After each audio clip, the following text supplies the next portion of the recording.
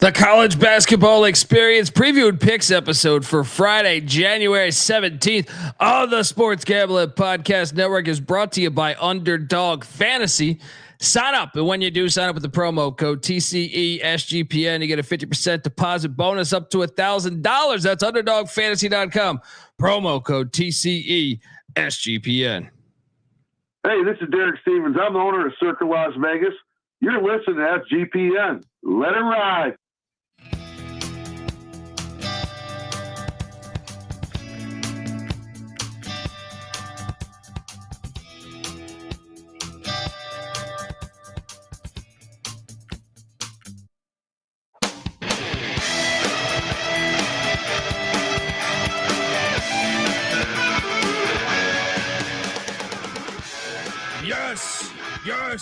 Yes. Woo! Welcome to the college basketball experience preview and picks episode for Friday, January 17th.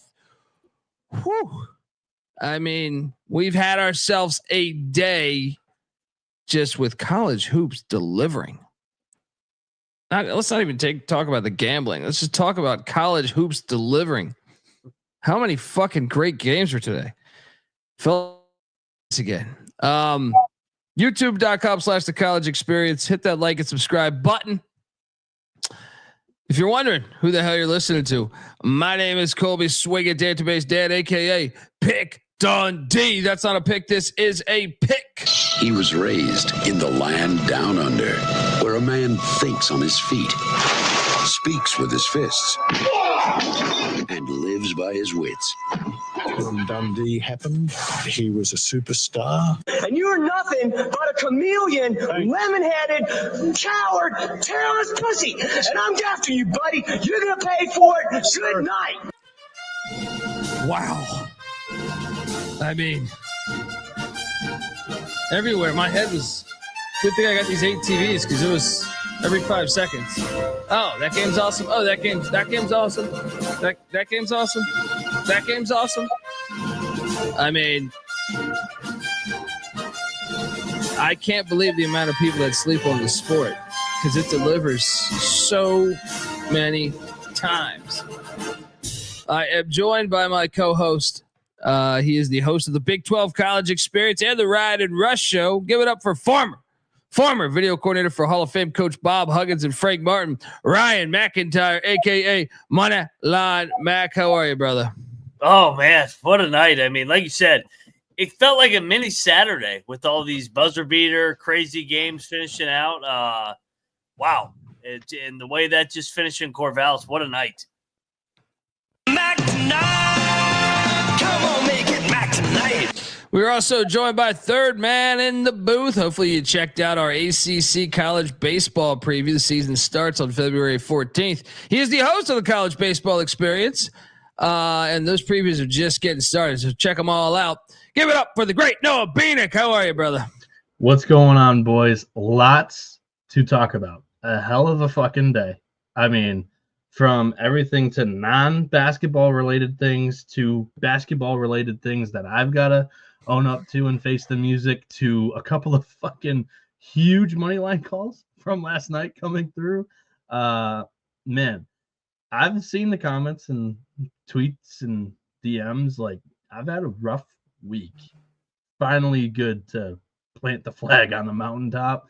And, it comes still not a perfect episode for your boy. We'll talk about Michigan. But, yeah, how about that day of basketball, guys? Unfucking believable, man. Like, this was, I think it might have been the best day of the year. With how many games? Yeah. Everywhere I turned it was a fucking, for the most part, with the exception of the early games. But we'll get to those. But one of the things that's been weird, very weird in my experience as a host of the college experience is we've had this weird knack for talking about someone the day before they die. And I don't know how to say it better. Like Bob Uecker, who I think is everything that an announcer should be. His role in Major League to me is the best. I mean, I have Major League as my number one baseball movie by far. Like I don't have anything sniffing it. And I can't believe we brought him up last night. Yeah. And he's gone today. Now you could say, well, Dundee, he was in his fucking 90s. But still, we've had a knack for doing it on this show. We had Ricky Henderson a couple weeks back. We had the infamous one. I mean, we've had a few, but I mean, we had Ray Liotta one time. We had James Caan was one. Yeah, Liotta was one that we didn't even mention pre-show that happened. God. Yeah, James Caan, Patty C. We like one time we were doing the show and we were like, we hadn't thought of James Caan in a long time. The only reason we brought this up was the movie The Program, where he plays the coach. And we're randomly on the show and we're like, James Caan, I have no idea if he's still alive. I go, pull up his Wikipedia. We pull up his Wikipedia. All right. And we're like, oh, he's still alive. And I go, the world is great. He's still alive. I wake up in the morning. He's gone. God. I mean, it's a strange feeling. Yeah. I don't want to bring up anybody in pop culture today. It's going to be impossible to do because it's really hard to do, but God damn, Yeah. rest in peace to the great Bob Uecker. I wish we had more announcers. Like to me, I'm so sick and it's so stale to me when I turn on the TV and hear the same old announcers and everyone's afraid to be themselves. Yeah. What's great about Bob Uecker to me, for the most part, I feel like you knew Bob Uecker. I never met him, but I'm saying it just seemed like you knew him because this was a character that he was just great at doing it. So condolences. And I can't believe we talked about this last night and he's gone today. I mean, I know we were bringing up Marty. Was it Marty? Marty, right? Marty. Yeah. But fucking sucks. It does. And I got to stop mentioning these fucking people, man. I love Ricky Henderson. I love Bob Uecker. I mean, I don't know Ray Liotta, but I mean, I liked his movies. James Caan was fucking great. Everyone I talk about, I'm terrified. I mean, not mention anybody. I mean, shit, dude, you mentioned pop culture. You did this with Cocaine Bear. That's how that caught on. One day you're like, I know of this indie film that is, an idea out there in Hollywood called Cocaine Bear. No, I had read the story. I had read that story before it became a movie. So I was familiar with this bear story. That this bear in Kentucky, I think it was, had ate a shit ton of cocaine on a flight that just dropped a bunch of cocaine. And I was like, this is one of the best stories ever. I'd always read it. I'd read this for like a couple of years, I feel like, but I had no idea that this would they're making a movie. So the next day, like we're just hanging out and we find out that they're making a movie, like the preview dropped. I was like, no fucking way. I was like, I've read this story like 10 years ago. And then Maine won on the money line, pulled off an upset that night. It was like, holy shit. And they were heavy dogs. I think they were like 20-point dogs or something, right? Yeah. There wasn't the Boston College money line, but it was another one. They were feisty that season. Yeah. Yeah. I mean, it was just that's a bummer though, man. I'm terrified of mentioning anybody. On a lighter note, we had ourselves a fire day today, but just to switch topics here. I want to tell you, the college basketball experience is brought to you by us. Yes, SGPN. Get the SGPN app in the App Store or Google Play Store for easy, instant access to all of our picks, articles, and podcasts. So grab that and let it ride. All right. No, I cannot tell the Prince story. All right. I'm a married man. All right. This is your single days. You don't bring up certain things. But if you meet up in Vegas for March Madness, I'll tell you the story. over a beer or something. But anyway, guys, tonight was fucking incredible. Oh yeah. But it started off a little lame because these Maine Cocaine Bears won 57-44 against NJIT, only 44 points. They're winning at half. New Jersey Technology.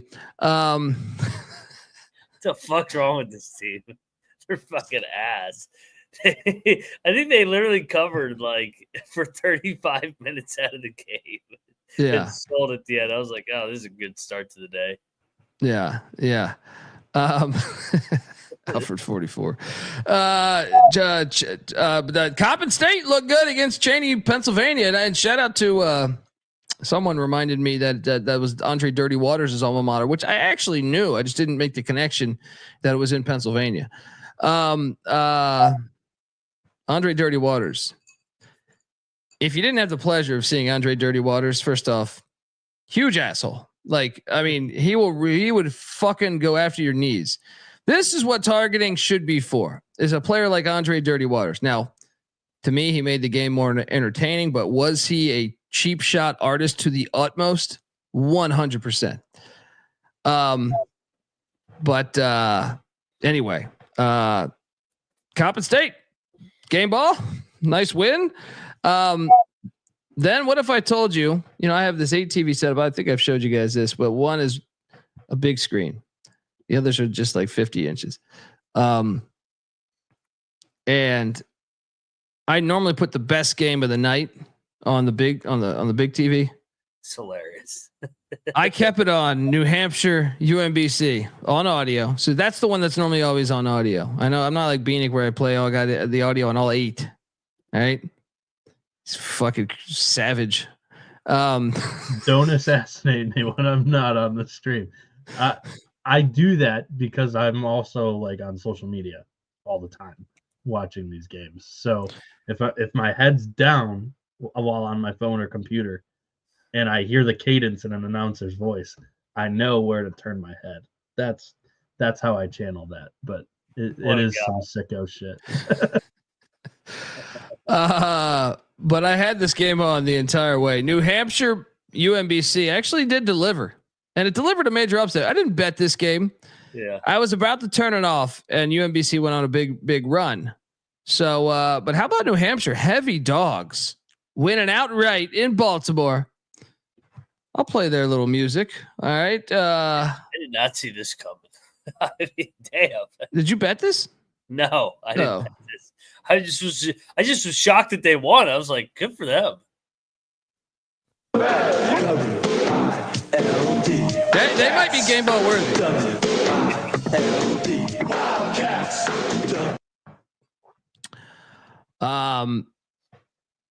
Bryant and Albany did battle, and Bryant drilled Albany by 10. Did not bet this game. Did you bet this one?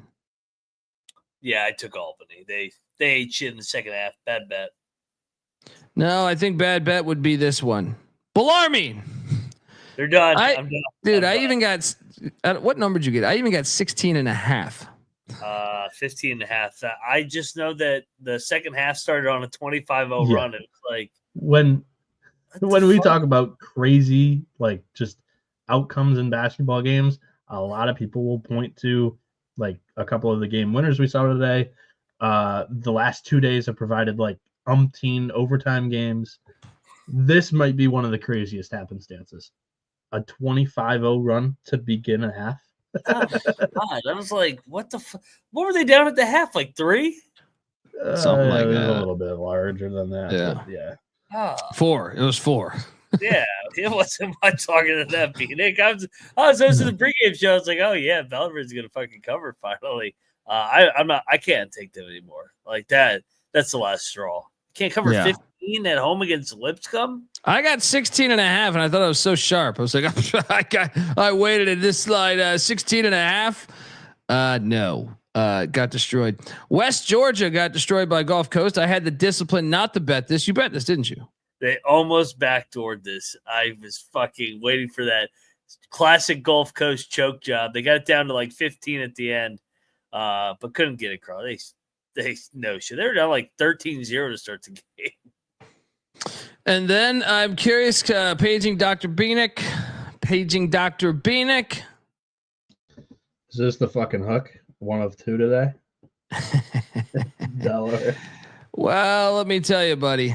I tried to warn you that I know the human being and fish can coexist peacefully.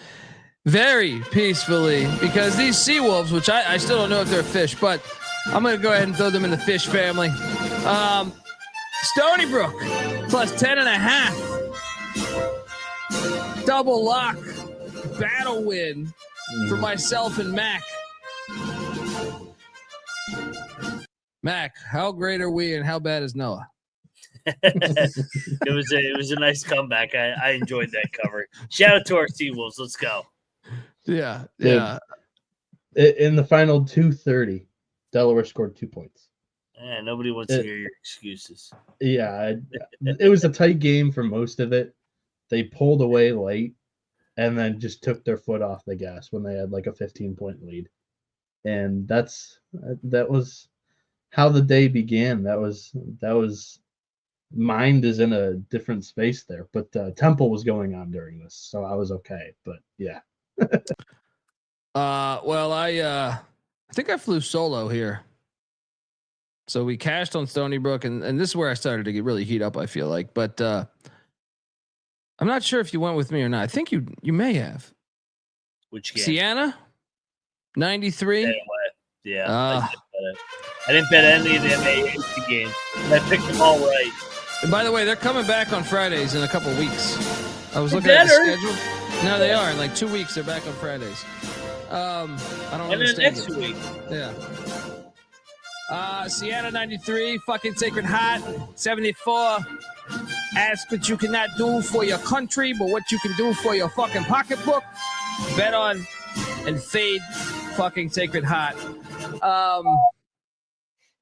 I thought this was the best game of the night before all these other games happened. I don't know. I just think it was another game tonight. But a game that we called on the fucking money line. Longwood 82, High Point 80, double lock. Let's go. This game was awesome. Did you guys watch this game? Yeah.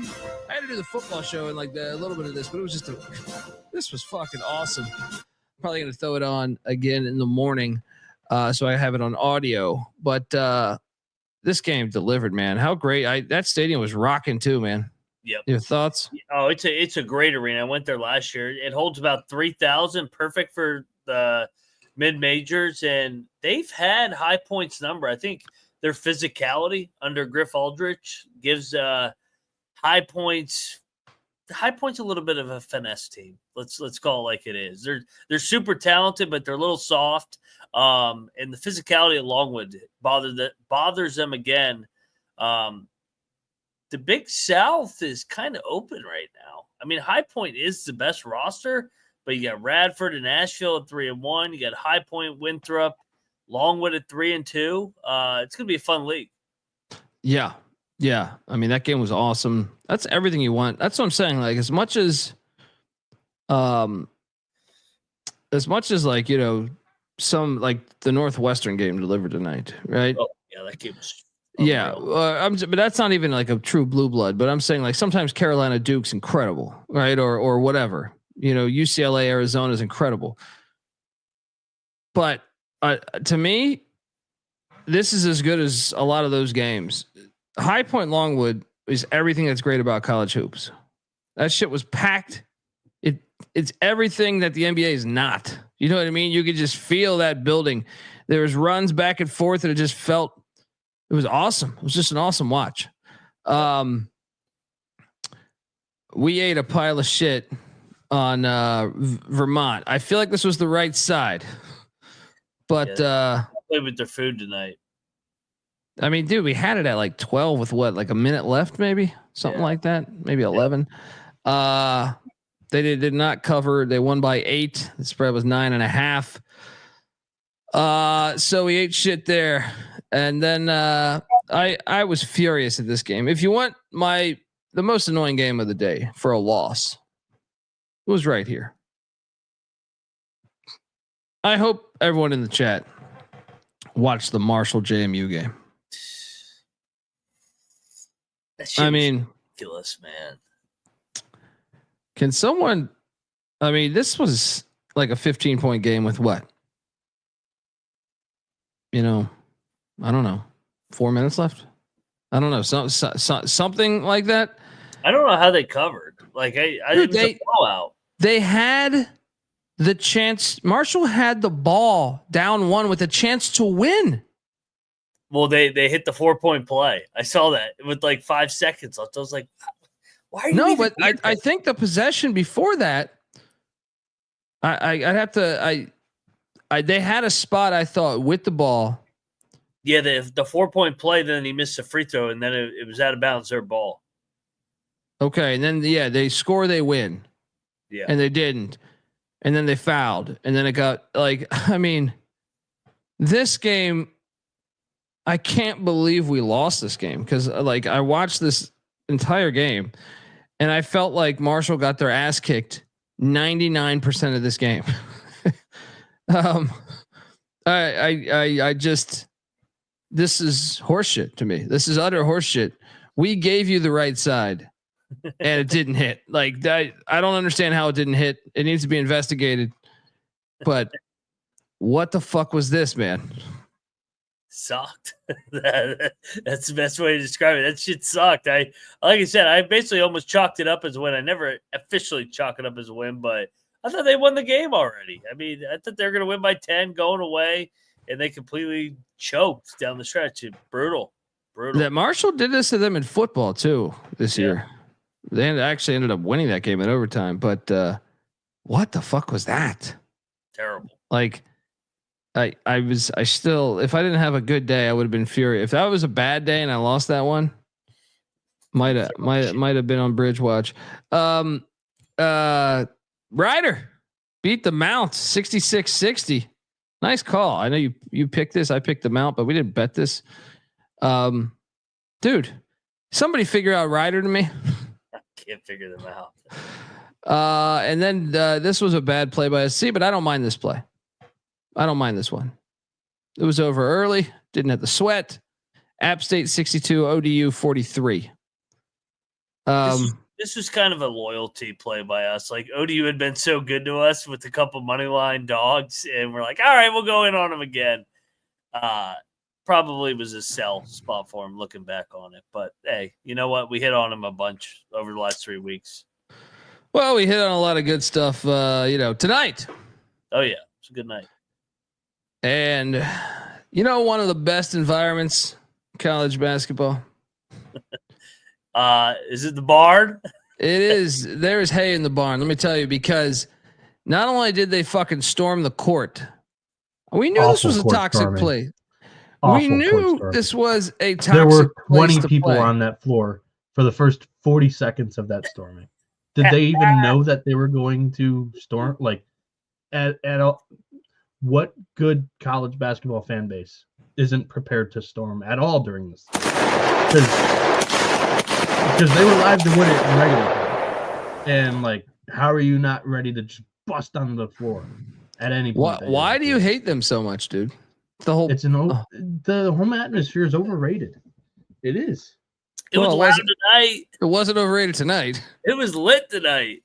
Can I jump on? It was loud in there. Can I jump on a soapbox and just explain my day today as a fan of college sports?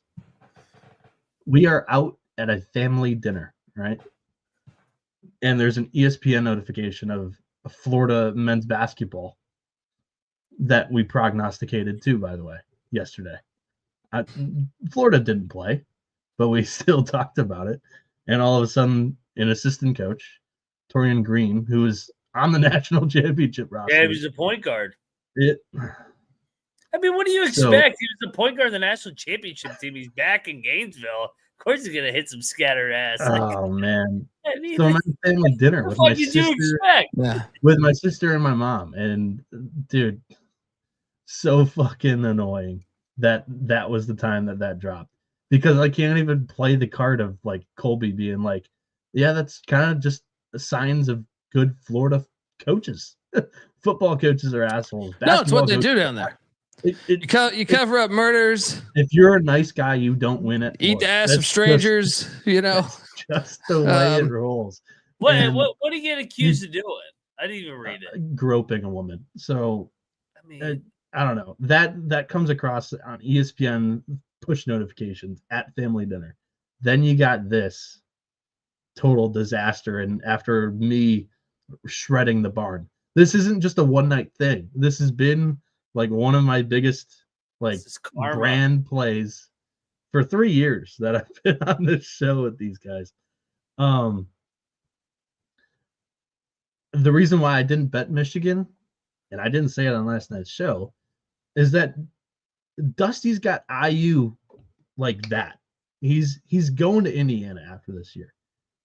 After all of that noise this week, I was like, there's no way in hell that they'll cover this. So forget cover, with the fucking you guys trying to push me over the edge to bet Michigan, I'm like, no. And like half the time last night, people were like, this guy's high as fuck. And I was just fried from doing like 4 hours on the microphone the entire day. I don't know how Colby does it sometimes. So just that whole thing the entire day, that drove me fucking up a wall. So Phoenix on fire. Yeah. The barn is the barn. It's a good home atmosphere. It's an overrated home atmosphere. They never went on the road. The only time they can beat anybody is in that building. That's college sports. But college sports. They have picked off teams in the past, like really good teams in the past. No. They got it on in the background. That fucking place is a fucking rocket. Look at that. Look at that shit. Yeah, no. Yeah. That court storming was the most embarrassing thing I've ever seen. Well, they should have won in regulation. They can't leave Danny Wolf that open on the pick and roll and no one guard, like everyone goes. Who was that? Burnett? Who was he going to give it to? Right? What? You can't leave Danny Wolf just wide open there. But they got it done. But Darcy Garcia looking like fucking Sugar Ray. Somebody tell him the 90s ended. All right. Made it for the logo. I was like, damn. The best part about this team is also the worst part, because Danny Wolf can do so many great things and then it's fucking turnovers left and right. Like just mind-numbing mistakes from this team. And it's like, especially during this week with Dusty probably, getting at least a bump, like, hey, are you interested type thing. It's just like, that's not gonna, help these little stupid mistakes that you can hopefully coach up. You know what I mean? And I don't know. Hey, what's your record? Michigan? 13-4, right? A hell of a lot better than it was last year. Exactly. So nobody wants to hear you bitch about their fucking issues. You could have Juwan Howard as your coach and get him fucking blown out at the bar. But I don't want a lame duck coach. That's what I've said since the beginning. Big Ten preview, I said he's the next Indiana coach. You can't. I mean, who knows? We'll see. You never know. I mean, they could get to the attorney and he may stay. I mean, Jeff Brom, the first time Louisville offered, he's a Louisville guy. His dad's a high school legend there. To Louisville at the end of the day, like at 5 years later. It's gonna happen. And even if he leaves, he leaves. He left it a lot better than when he took it over. I mean, it was the program was a fucking dump when he took over, and they're 13-4, 5-1 in the Big Ten. I mean, they're gonna be a 4 or 5 seed come March. Yeah. Lose to the Ivy League, and he'll be out. No, I'm totally aware of that. Lose to Yale. Yeah. Yeah. He'll be thinking about that Indiana job. Fucking the 12th seed will pick him off and he's out of there. Here's the thing, buddy. We got that Longwood game. Then we got this gem. This game was fucking awesome. Hey, a lot of people, by the way, they're wondering why I'm decked out in Michigan gear. What do you have? Hockey gear? Michigan State hockey, #1 team in the country. We ended their season last year in the NCAA tournament. We play them tomorrow in a series. So that's why I'm decked out. Yeah, let's go. Knock off the number one team. He calls out the barn for being a hockey arena. Now he's actually rocking a hockey. Yeah, unfucking believable what he's trying to do here. All right. Where's he 100%. And then my Wi-Fi goes, so it's hilarious. Yeah, it's okay, buddy. What a call by us. What a call. Iona destroyed Canisius. Yeah. Thank you. Good job. And then you go to Tobin. Perfect. Tobin won by 20. 21-point win by the next coach of Michigan. Imagine if Iona goes on a run. Please. They could do it. They could make the tournament. Absolutely. Their roster's fucking just as good as anybody. They could do it. They could fucking do it. Then he plays Purdue again in that 3-14 matchup. Beats Purdue again. Oh yeah. It's not commodity. Oh yeah. Phoenix. I think I just found who I'm rooting for the rest of the season. You bet Iona, right? No, I boycotted. I boycotted the MAAC and I didn't miss a game. So that was a bad decision on my part. But fuck them still. I did not watch 1 minute of any of these games. I didn't watch Iona Canisius either, if I'm telling the truth, and I have fucking 8 TVs. But dude, we have a darling. Me and NC Nick were saying that we have to pinpoint a game to go to because we are gonna go to a fucking Queens Royals game. I'm red hot with this team, dude. 95-60. Hey, Hatters, the fuck out of here. Go back to D2. All right. 35-point loss at home to a team that was D2 a couple of years ago. Go to D3. Pull a Hartford. I'm joking, Stats. Don't do that. I like your football team. What? I mean, dude, I know you guys are high on Lipscomb, higher than I am, and Lipscomb looked amazing tonight. Yeah, but Queens is fucking good, man. Yep. Queens is a player in this conference, man. No doubt. Are they eligible for the tournament? I don't think so, though. Right? It's one more year, right? I think it's one more year. Always the fucking A-Sun that has a really good D2 team. I don't think people realize how good and dominant Queens was at the Division II level with Bart Lundy, who's now at Milwaukee. And Grant Leonard, who we had on the show in the summer, talked about it, and then Lundy went over to Milwaukee, and he's done a good job there. And it took them a year. I mean, they held their own the first 2 years. They didn't get their dicks kicked in. I mean, they were around 500, but he felt like this was the year he finally got a good group where he knew how to compete in the A-Sun, and they looked the part. That's for damn. They're athletic as shit. Yeah. This is only year 3. They've got one more year on probation here, unfortunately. And they're the kind of stupid rule. They're the kind of team, if they get in the dance too, like with those athletes, and they don't give a shit, like they could hang around in a 2-15 game, but oh well. Yeah, nailed that. Queens won. North Florida and Central Arkansas did not bet this, but I would have gotten it wrong if forced to bet because North Florida covered by 0.5 point. This place was rocking tonight. Did you bet this? You didn't bet this, right? No, didn't that land right on the number? Yeah, 0.5 point. Yeah, pretty much. You win a lock battle here. It still bothers me, this one, because not that La Tech was ever blowing them out like the JMU Marshall game, but La Tech was kind of up, I would say, between 2-6. I'm going to go ahead and say 85-95% of the game. But Jacksonville State steals it down the stretch, 63-61. I knew this line stunk, but I dove into the sting, Patty C style, and here I am eating absolute dog shit. Did you watch this? Oh, yeah, I watched the whole game. My guy Ray Harper can coach. They've beaten Western Kentucky and La Tech the last 2 weeks. Their roster is nowhere near those two.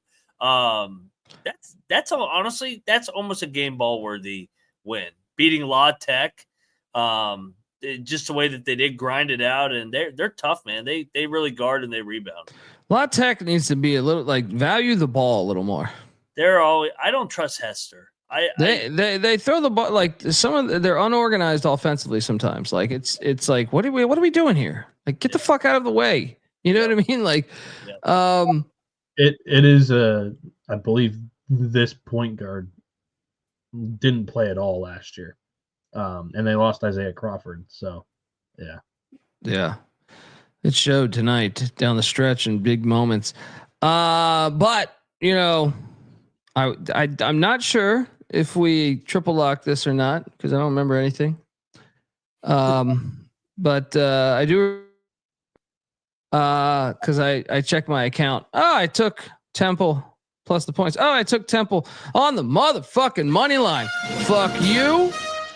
Fuck you. No, you guys are with me. I'm just quoting half baked. But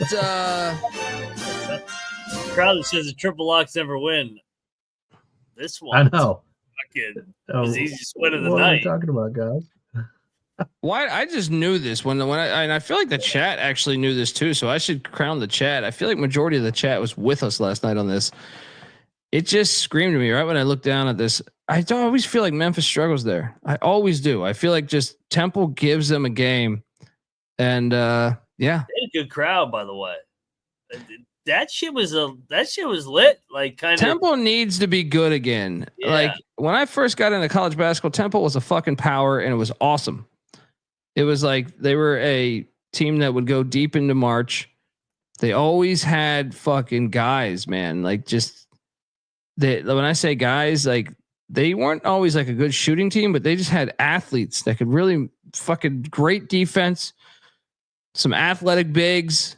And it was awesome. It made the sport better. We need Temple back. Just like we need Georgetown back, we need Temple back too. What a fucking call though. And to look at him, Adam Fisher, year number 2. Remember the way that they finished last year? They were red hot. They almost went to the March Madness after the gambling scandal. And they lost to UAB randomly by like they decided to turn up when it mattered, and they could have gotten into the NCAA they tournament. turned up. They were and they selling got fucking stock the drilled by entire regular UAB. season. It's hilarious. But yeah, he a year 2, 11-6. They're 3-1 in the league. Their only losses to ECU. You're goddamn right. You're goddamn right. All right. And where do we put Temple back in order? Top hold 5? on. I mean, if they're competent, they're up there. You're not going to win if you try to talk over the sacks. You're not going to win. But anyway, if fire. they're competent, they can be a title contender because there's not many of them in the AAC. Oh, the AAC sucks. I hate. Yeah, that's what I'm saying. Like it's a shitty conference. There's no identity in that conference. Which is why I get so angry at Schwartz. This is why we got to fire Schwartz because like right now after Houston and Cincinnati, I mean UCF wasn't good when they were there, but UConn used to be in there. All these teams have exited, so it's like you have Memphis. They spend a lot of money, but as an ECU fan, like ECU actually has more money than almost every other school in the AAC. So it's like, I think Tulane would be the only one in that mix. So it's like, what are you doing? You fucking losers. Spend the money and win and dominate. It's just a league of misfits. It's like, so you got to go to Tulsa. You got it's Charlotte, strange. Tulane. Like, yeah. What is this league? Wichita? Well, no, I don't mind the footprint. Like, if you get rid of like Temple, Temple belongs it's called in the Big the East. American. Yeah. It can span across all of America if they want. No, but that it They're just not doesn't called work. the Atlantic Coast UTSA and Rice with 2 West Coast teams. Okay, I'm sorry, but I look. I love ECU, but an ECU Tulsa game makes me want to fucking fall asleep. Just Mac, the thought of it. Realize you are ripping on a conference for spanning across the entire country. You are a West Virginia fan. The basis of your conference is in Texas. Yeah, but we have good atmospheres. Like Arizona. UTSA and Rice, like you take a fucking nap on that game. West Virginia, it's going to be lit in both the you always move the basket here. I'm just saying you can't rip on another conference for spanning everywhere. I will say this though. I will say this. Shit changes, man. I remember the Big 8 and Big 12 Texas schools, including UT and A&M, used to be empty fucking games, dude. In the 90s, like OU was lit, Oklahoma State was lit, but I remember the Texas schools. Maybe you could say Austin. They had a little bit there with that. They had a nasty point guard in the early 90s. I'm drawing a blank on his name right now. But A&M, Baylor, Texas Tech, when they had Jason Sasser and shit, they were all fucking shit crowds, and shit changed. You know what I mean? Like maybe the AAC, like I'm not saying like it's still stupid, but because Temple, I think should be in the Big East, right? North Texas has a good crowd. East Carolina's got a good crowd. Florida Atlantic was lit last year and the year before. ECU fans, though, the dynamite is there for basketball. ECU, they've never lit it. I mean, let's not just forget about that. The soul was gutted from this conference 2 years ago. Cincinnati, Houston, like two of the biggest fan bases there. UCF was like a sleeping giant.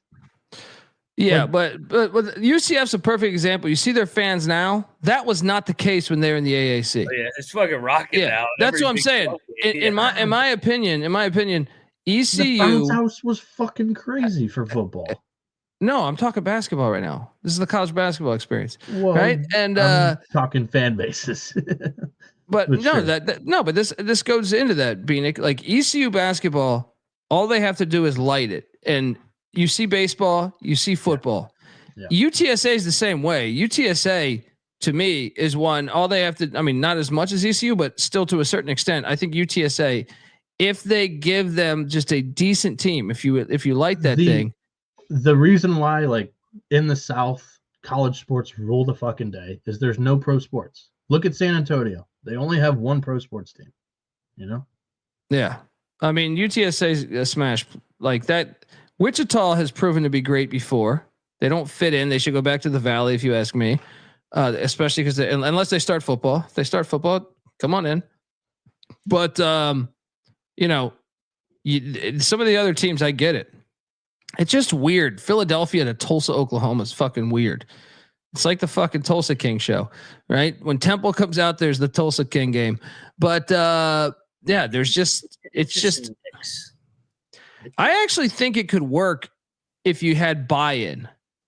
Like if you had if they had a thing and say UTSA, get your shit together, go all in, in basketball, because they go all in football. Their NIL collective is actually pretty decent. ECU, how are you fucking this up? South Florida got hit with a tragedy. I think they were on the path. You know what I mean? They were on the path to being somewhat. Who's the best fan base? It's Memphis, right? Because they've actually been really good over the past 40 years. If you want to say best, there could be there's a lot of hate with their fan base towards their team and their coach. Yeah, no, but they've always been good, man. In the 80s, they were good. They love basketball. They love basketball, man. The term I prefer is passionate. They are very passionate. I don't know if they're the best. Some might not think they're the best because of how passionate they can be. When Temple gets going, if Temple gets going, it can be awesome. Yep. They have some potential there, man. They have some potential of the teams. I would legitimately say East Carolina has the best fan base in this conference because they're not very hostile. You know what I mean? Towards their ECU doesn't rip their own to shreds. But ECU basketball has just been such a dud for such a long time. You know what I mean? They just need to light it, because any other sport. I mean, shit. I remember going to fucking just random sports, fucking. Just to get loaded and watch whatever. I think it was soccer, softball. I don't know. I went to one of those fucking things. But all you need is to light it. All you need is a competitive team. ECU's fan base even now is not terrible, but basketball has been so bad for so fucking long. They haven't made the tournament since 91, and they haven't even tried. That's the thing that's crazy is they try much harder in football and baseball. And they just kind of phone it in basketball, and it drives me crazy sometimes. So what was the stat? What was the stat that I said a couple months ago where Temple is the only one other than the 4 or 5 blue bloods, Duke, Kentucky, Kansas, 500 or Carolina. 1,000. What was it? 1,000 wins? 2,000 wins. Yeah. Yeah. Like Temple was like the 6th program this year to reach that. I mean, Chaney had it rolling, and then obviously Dunphy. Dunphy was fucking good there forever. When I first got into college hoops, Philly was like a fucking lethal college basketball town. Between Nova, Temple, LaSalle was nasty. It was fantastic. Yeah, Martelli at St. Joe's. I hope it gets back to that. This game specifically, Mashburn's going to get all the headlines. He's a free throw merchant, though. Quante Berry was like the man tonight, in my opinion, and they got contribution all over the place. They showed up for this game. This is like exactly why we watch college basketball, because the environment was lit, not always lit to a certain point, and they got up and they got the job done and on the circle of the date, so good for Temple. Yeah. That was a great watch. We nailed that one. That was a quadruple lock because the chat was on that one too. I was on this one and I'm not sure if you went along. Can't remember. But I told you I have a team that's on auto fade. And this might be the team that I've been sharpest on all year. Because I took them on the money line to beat Central. But I faded them every other game. Monmouth 72, North Carolina A&T 63. Did you jump in? Yeah, I locked them on the Oh yeah. Love Monmouth. Yeah, great spot there. King Rice back in the great state of North Carolina. Well, I was ahead on the Monmouth curve because they never played a home game. Like they were 0-10, and then they wanted Seton Hall, and everybody's like, "Oh, they're 1-10." I go, "Yeah, because they've been playing bye game after bye game. Like their record is not really 1-10." Let me tell you something. A&T's fucking terrible too. They are terrible. Like I think the numbers have been off on A&T. Like I think they're that bad. We also double locked Fairfield 70-66. They get it done.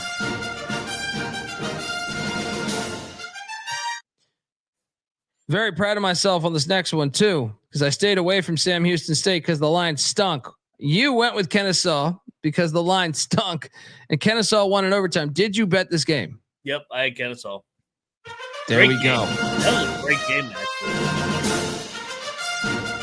I'm very disappointed in this next game because I came into last night thinking I should probably take New Mexico State, but then I forgot that they were off a bye game, a rivalry game, and they drill FIU sort of 59-52. Your thoughts on this one? I don't know if I'd qualify that as a drill. I mean, FIU took the lead. Rock fight, whatever the fuck you want to say. It was definitely a rock fight. I mean, New Mexico State did lead for majority of the game, but goddamn, FIU came back, took the lead with like 4 minutes left or 5 minutes, but just they couldn't score on New Mexico State. Yeah. Then we had we double locked Charleston. Of course, they get it done. We laid the 5. They win by 6 at Campbell. We were lucky. We were, but I'll tell you, man, we needed that luck after some of those unlucky breaks, even tonight with the JMU game, and then some of the ones I had in the past couple of days. I mentioned this Monday, Tuesday, Wednesday night, or Wednesday shows. I had 2 losing nights and 1 even break. I had gotten my ass whooped this week, so I needed tonight. Tonight was fire. And how about Elon sticking it to Drexel? Elon's good, man. 11-point win on the road. Didn't touch this game, but man, Elon, where do you put Elon in the CAA mix? Billy Taylor's doing a good job there. Ex Fran McCaffrey assistant coach. They're top 4. That's like what would that pecking order be to you right now? Yeah, I mean that's actually tricky because the top 4 is pretty damn good. Bill Mary's 5-0, and we'll talk about them. They're still up top. I would probably go Charleston, Wilmington, right? Wilmington. Yeah, I actually probably would rank Wilmington 1, then Charleston, and then Towson, and then I think maybe Elon. I think Elon's better than Towson. Towson's just tough. Yeah. Well, we'll talk about them in a second. Yeah. But anyway, nice win for the Phoenix in Philadelphia. Yeah, I was about to say, can we real quick put some respect on that 5-0 record? No, I refuse. I refuse. Those fucking soft ass fans were like, it's William and Mary. I said, it's Bill and Mary. Go kick rock, you fucking snowflake bitch. We played. They've never made the NCAA tournament ever. Yeah. So they haven't played any of the top tier teams, but just put them in after those guys. They're still 5-0. I don't know. I gotta go. I put Hofstra in front of them. Your nemesis. I know. Just I trust the talent more. This game was very awesome, surprisingly for a shit game. Georgia Southern 88, Coastal Carolina 87 in overtime. Giving us even the B-list games are giving us classics. College basketball. I fucking love you. I can't believe there's people that don't watch this thing. They're fucking idiots. This sport, especially if you bet on it, like you can have so much anger, love, excitement, all the above. I mean, like what's Jimmy V's old saying? If you laugh, cry, then it's a hell of a day. Well, you can do that watching and betting on college basketball. The last two nights, there were some shit show games last night with the triple overtimes, double overtimes, fucking inbounds, missed free throws, and it carried over into the night on steroids. Like you said, these games were fucking like, I was like, what? What are some of these teams doing? But just unbelievable. Yeah, even if you didn't bet on the game, it's just like, what the fuck? Like I shit you not. It might have been right around this stretch of the night. There was, like I said, I have 8 TVs and I quad boxed one of them. So I'm sitting there with like 12 games. Yeah.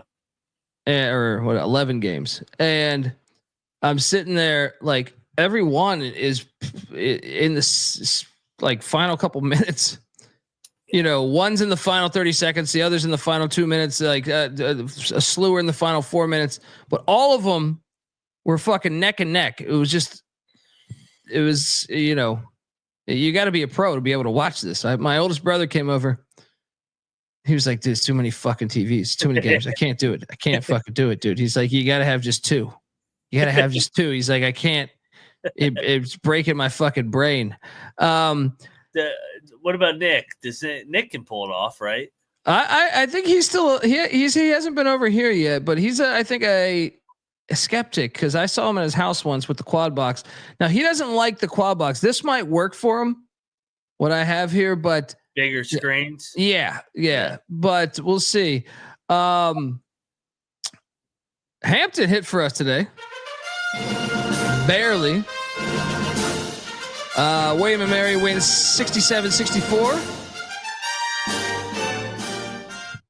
Did you catch this? Yeah. I feel like Hampton should have won. Yeah. I Finn mean, Sullivan calling NC Nick Cage. He's got that before too. He's got that a lot before. So I think it's a decent comparison. William and Mary just handling the national championship. They're never going to lose again. Who do they have next? I am so sick of this shit. They have. Oh, they're getting drilled at Wilmington. Oh, they're going to get drilled. I should go to that fucking game. And then how do they get Hampton, Monmouth, and Campbell after that? Dude, that's a Monday day game. Colby, it's a Monday day. Yeah. Fuck, man. Wait, why? Because I got my car in the shop on Monday morning. Oh, that's Martin Luther King Day. They're going to be open? I mean, they made the appointment with me. So, yeah. I mean, yeah. Right. A lot of places don't close on Martin Luther King Day. Gotcha. Yeah. Martin Luther King Day is fucking, it's, you know, a ton of morning and afternoon games. Good stuff. Damn, that's perfect too. If I could go to that, I need to borrow someone's car. Who out there has got a car? Someone, maybe they work at a fucking CarMax. Let me test drive one. If NC Nick can get a long lunch, there's your game. I got the Natty at night though. Yeah. Nick, come swing it. let's hang out for the second half of the day. Monday's gonna be a heck of a day. Yeah. Anyway, we hit with Hampton, and then Quinnipiac ticked down Merrimack. Bieniek said it's one of the best games of the night. I did not watch this game. Did you? I didn't watch any of them AAC. That's why I'm pissed. I'm pissed at them. Like I didn't watch any of them tonight because there's other leagues on. You're on the bottom of the pecking order. You're a Friday league. Know your fucking role. Marist took down St. Peter's. Sorry, my timing was off. I mean, like Mac is hilarious, but at the same point, he's preaching to the fucking commissioner. Like Colby just talked about it. I have 9 screens. It's impossible to break down. They're not making the cut. That game on 9 screens because I think Merrimack is a legit team this year. I think they could fuck somebody up, like in a rock fight in the NCAA tournament. But I would have probably had that one on. But yeah, I mean, I have 3 screens. 3 screens. Couldn't get it out today. You know. Well, it's one of those things where you want a commissioner, but at the same time you don't want a commissioner because the commissioner would then dumb down the sport. It would make it fucking.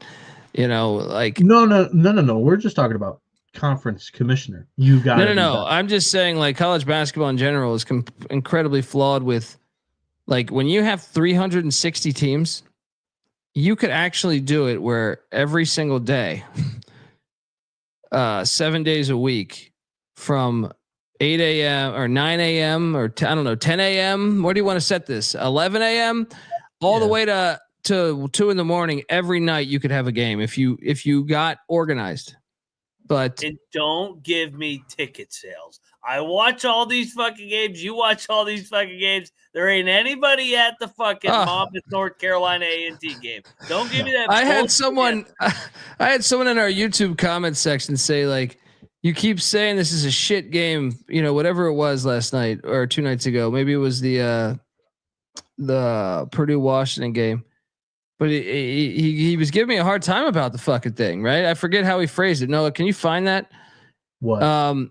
Like a guy in the comment section of our on YouTube was giving a shit about the way I treat these new Big Ten / ACC. It was probably Stanford, North Carolina, or Stanford, Wake Forest, or Cal, North Carolina. Because YouTube comments are an interesting place. I don't look at them very often. Yeah, shout out to that one guy that left like 7. Like 1,000. Yeah. No, but hold on. I want to drive this home with this fucking guy because he's like, your job. He's like, your job is to cover every game honestly and fair. And I'm like, fuck off. First off, right? But also, who did we rub wrong? It was probably an NC State. No, those games do suck, and I think like it's only a testament to our love for the sport. Like the sport is great because of the regionality of the sport. That's one of the main reasons why college athletics to me is awesome. Is you can have it in a small town, you can have it in a big town. Part of the allure to the sport, for me at least, can't speak for you guys, but is regionality. So when you get a fucking game of Cal Berkeley in a conference game in Wake Forest or Chapel Hill, it is a stupid game, and I will say that until I fucking die. And there's no fans there. There's nobody there. Like, it's just a stupid game. There's no animosity. It is a dumb game. It should not be on the schedule unless it's a non-con game. If they're in fucking Maui or something, it's a dumb fucking game. That's what I was going to say. The only excuse for those types is like MTE, where you can get multiple teams to one location, play multiple games. It helps the smaller schools schedule because scheduling is tough. Like especially for good small schools that could bite somebody, they don't ever get anybody. I really believe I don't know. Maybe I'm full of shit. I don't know, but because I don't see the numbers, but I actually believe if Western Carolina played North Carolina, I think the fans of Carolina and in Western Carolina would love that game way more than a Cal fan loves playing at North Carolina and a North Carolina fan playing at Cal. I firmly believe that. I don't know how to fucking poll the people, but I'm saying I firmly believe that. You might get some Cal and Stanford fans that would love them playing Duke, but the bottom tier ACC games that you are like, okay, we're heading to Virginia Tech. No, I don't mean to take a shot at Virginia Tech, but like we're heading up to Boston College type. Like you'd rather a local game there. It's just a dumb fucking game. That's the best way to explain it. You'd rather play USC. You'd rather. It's play like an UCLA. NBA game. It's like if I wanted to watch Boston against fucking Oakland, I'd watch the fucking Celtics Warriors, right? It's just a stupid game. There's no other way to cut it. It's not the sport. You're trying to make the sport something it's not. And the environment suck. Like, it's just like those games out at Stanford and Cal are awful. Like when Virginia played out there, there was nobody at those games. Well, why would they care? Even like I'm old enough to remember when Cal actually had a good home environment, when they had Gino Carlisle and shit in the 90s and Jason Kidd and Lamont Murray, right? I remember that place being lit. Yeah. But they fielded a good basketball team. They cared a little bit more about sport than they have over the past 15 years. And also, guess what? They played a lot of teams that were right up the road from them. They played UCLA. They played, Oregon State. So, I mean, it's just stop. What won't stop is us dominating, though. Although I think, where are we at here? We stayed away from this one because Wilmington Northeastern. And I thought when I was watching this, I watched a little bit of this. Northeastern was beating Wilmington, but Wilmington down the stretch, I guess, made the plays 80-72. They covered. Did you bet this game? I ended up betting Wilmington last minute. The more and more I looked at it, I like Wilmington at home. I like their roster. They should not have covered, though. I got lucky on this one, too. This was just like Towson and Charleston. Yeah. Lucky as fuck. Yeah, I know. We're going to get to that in a second here. But Jacksonville took down North Alabama. That was a good game. Yeah, I watched this whole game, dude. Even Wilmington Northeastern delivered. That's what I'm saying. Like, dude, these games fucking delivered tonight. Like, every game for the most part. I want to say 85% of the games played today were fucking heat. Who do we write to get the CAA off flow? That shit's awful. It is true.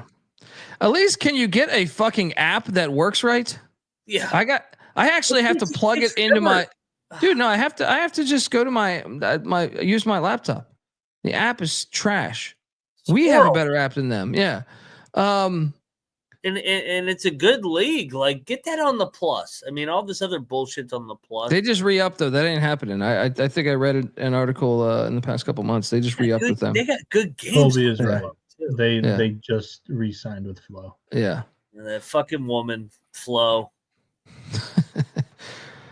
Yeah, Jacksonville, North Florida delivered. How about Morehead State, Western Illinois? They delivered a 4-point game. The OVC was fire tonight. The OVC's the best. Yeah, I mean, I didn't bet that game, but that delivered. And then this game we did lose, but once again, I have no problem losing this because you paid for the ride. Eastern Kentucky loses in overtime against Austin Peay. Did you watch this fucking game? Absolutely. Well, I just said how good the OVC was today. This was an old OVC game when I was at Austin Peay. Us and Eastern Kentucky used to beat the shit out of each other. Of course, I got eyes on this. This is a great game. This game was fantastic, dude. Yeah.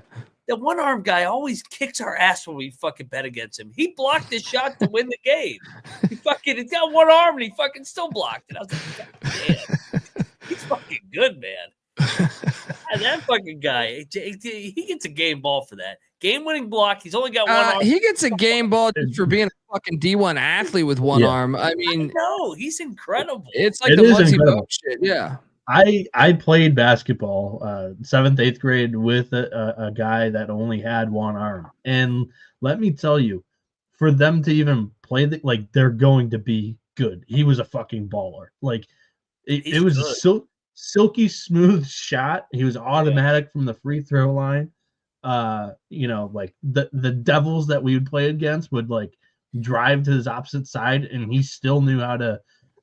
Dude, his 180 and smack. He had one defensive play where it was like that was the best thing I've ever seen. Like just 180, one arm steal. It was smooth as hell. Like incredible. Yeah. I mean, to play D1 basketball with, and it's not like a sympathy play either. Like he is actually a good player. He's one of the better players. It's not like you put the one guy on the bench that's, the coach's fucking, this guy's actually good. It's fascinating. Yeah. Honestly, like I feel like it's like it's not talked about enough. I've said this for years about Muggsy Bogues. I think Muggsy Bogues is like the greatest story in sports. Jim Abbott might as well be in there too. Hansel Emmanuel, like one of their better offensive players. No lie. It's fucking incredible. It's really incredible. I'll buy that guy a beer if I ever run into him. He's fucking fantastic. Yeah. How tall is he? 6'7"? I forget. I mean, I did a deep dive on him. 6'6". Was it last season? I think last season I did a deep dive on him. Yeah.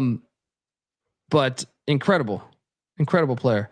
Yeah. He's followed coach's name. Why am I blanking? He's followed Gibson from Northwestern State to Austin Peay now. So yeah. It just he doesn't get like a ton of playing time because, like I said, the Devils will scheme against it, but like he's very good on offense when he has the ball. So unbelievable. It's an unbelievable story. Like that should be the lead in on fucking SportsCenter every night. I feel like it's like this guy did this today with one arm. You can't fucking like what? Fucking blocked the shit out of that game-winning shot. I was like, God damn, this guy's kicking our ass again. To play D1 basketball is incredibly. I think I told the story of a guy. I lost my 96 points in a game once in a men's league game out in LA. It's one of the worst feelings I've ever had in my life. I checked myself out of the game with like a minute left. I don't know, a few minutes. Patty C could tell the story better because I was fucking just. Well, this was a fake team. Like this was not we're playing in a comics league with the Comedy Store, and they had like real guys, like not comics. I've never seen them do stand up once. I guarded a guy that played at Iowa State, and he didn't even see the court. The motherfucker could not miss. I mean, it was one of the most like remarkable things. He had to score 65 points in that game. Like it was to the point where like we had switched. All five of us have tried guarding him. We double teamed and shit. And I was like, I'm going to punch him in the face. I was like, this is the best angle for us to win this. If like, we're not even going to win the game. He's beating us so bad that I have to punch him in the face. And I didn't, but in my mind, at a timeout, I was like, we got to punch this guy in the face.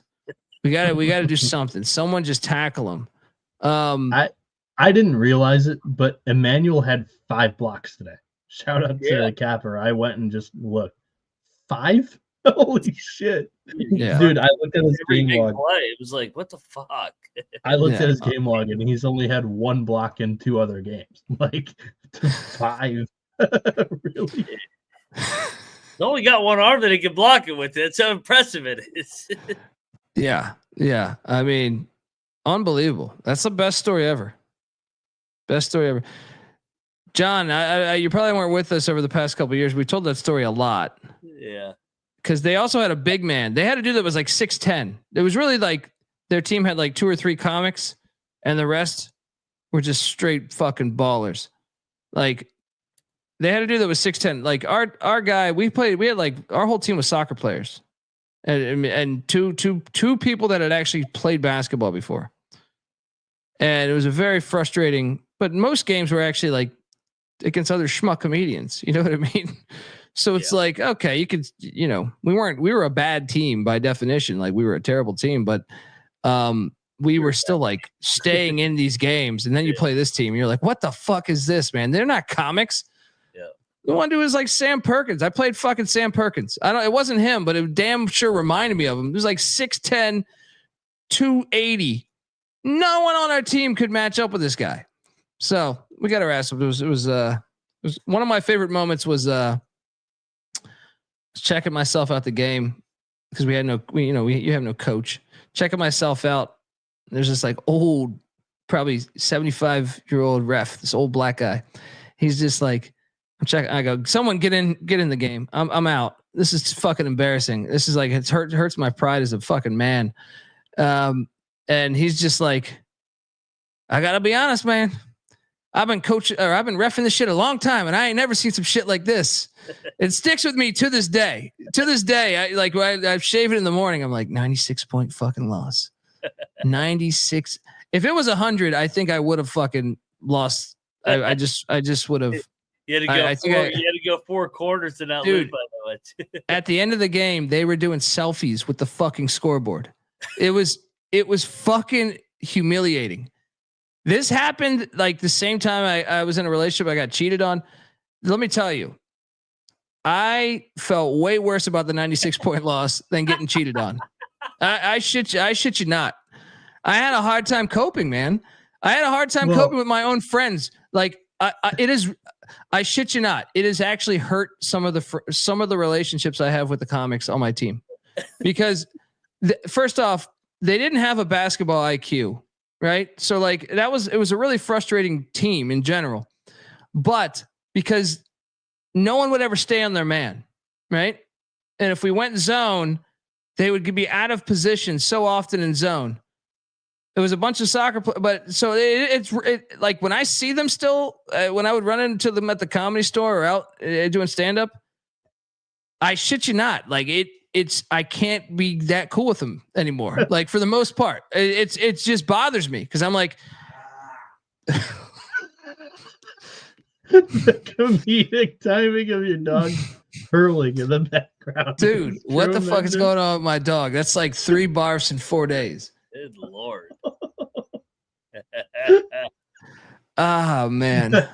Colby, like, I'm sure you, from your point of view, getting cheated on, you're like, how could I let that happen type thing. Like, that's why you don't feel bad about it, maybe. Like, oh, I fucked up not noticing this sooner. Like, that is just spur of the moment you're getting hammered by 96, and it's like, shit, dude, there's no way of stopping this. This was a freight train and we were on the tracks. It was muddy. Stop. Trying to eat it? No, he's repositioned. He went up on I have a couch right here, but then he's trying to scratch the fucking couch. I'm like, don't ruin the couch, dude. But yeah, it was a very humiliating experience. But anyway, I don't know how we got to that, but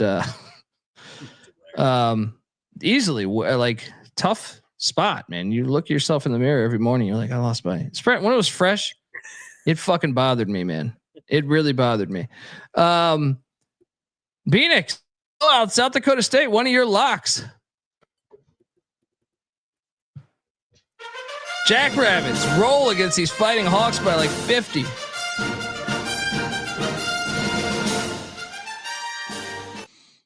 Your thoughts? Oh, this was inevitable. They dropped 2 in a row on a road trip. South Dakota State was getting up for this one. So yeah, I'm not surprised whatsoever. So yeah, nice play. And then that's how I prefer it. Mac, I think I might have brought you into this one, and I can't remember if I did or didn't, but if so, I very much apologize. Sac State 53, Northern Arizona 77. What was this? How? Like, how? I want to know how. Dude, it was like from the start of this game. They got their ass whooped the entire game. Yeah. I don't know how, though, because NAU has really never looked this good. Like in decades. Yeah, I don't know. Bad play. But we bounced back with the money line play on Tarleton State, 67, Cal Baptist 57, double lock. Let's go.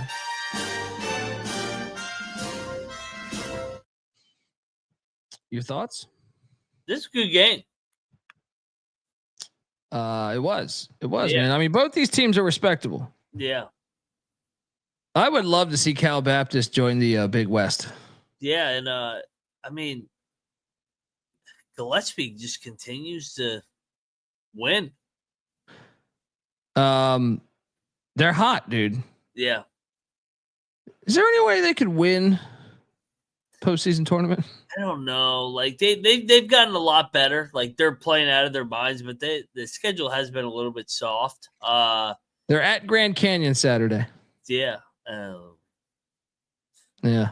Might be a humbling experience. I don't know. We'll see what the number is.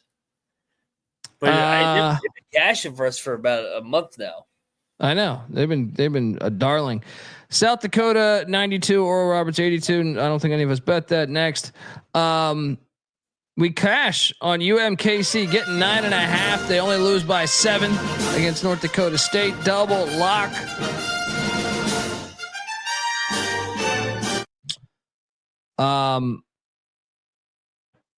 Northern Colorado beats Portland State by 3. They do not cover. What was that, like 8.5? I feel like something like that. Didn't bet this. We thought about betting Arkansas State. We should have. They won by 20 against Louisiana, but we picked it correctly. And then we ate shit here. This was a fantastic watch. We had UT Arlington plus 1.5. I just took it on the money line actually, but our Valley 85, Arlington 83 in overtime. We should have won. Yeah. Yeah, this was tough. Arlington gave this game away. I can't believe they lost the game the way they did. But at least the game was awesome to watch. Well, the game was fun. Yeah. The game was totally fun. My Ohio State Buckeye fan that loves my content for sure. He says we go from one arm to 96-point loss to dog retching. God, I love this show. And my dog Muddy's old, man. It's 3 bars and 4 nights, man. I think I gotta take him to the vet. Dude, both of our boys are in the same spot. It's tough.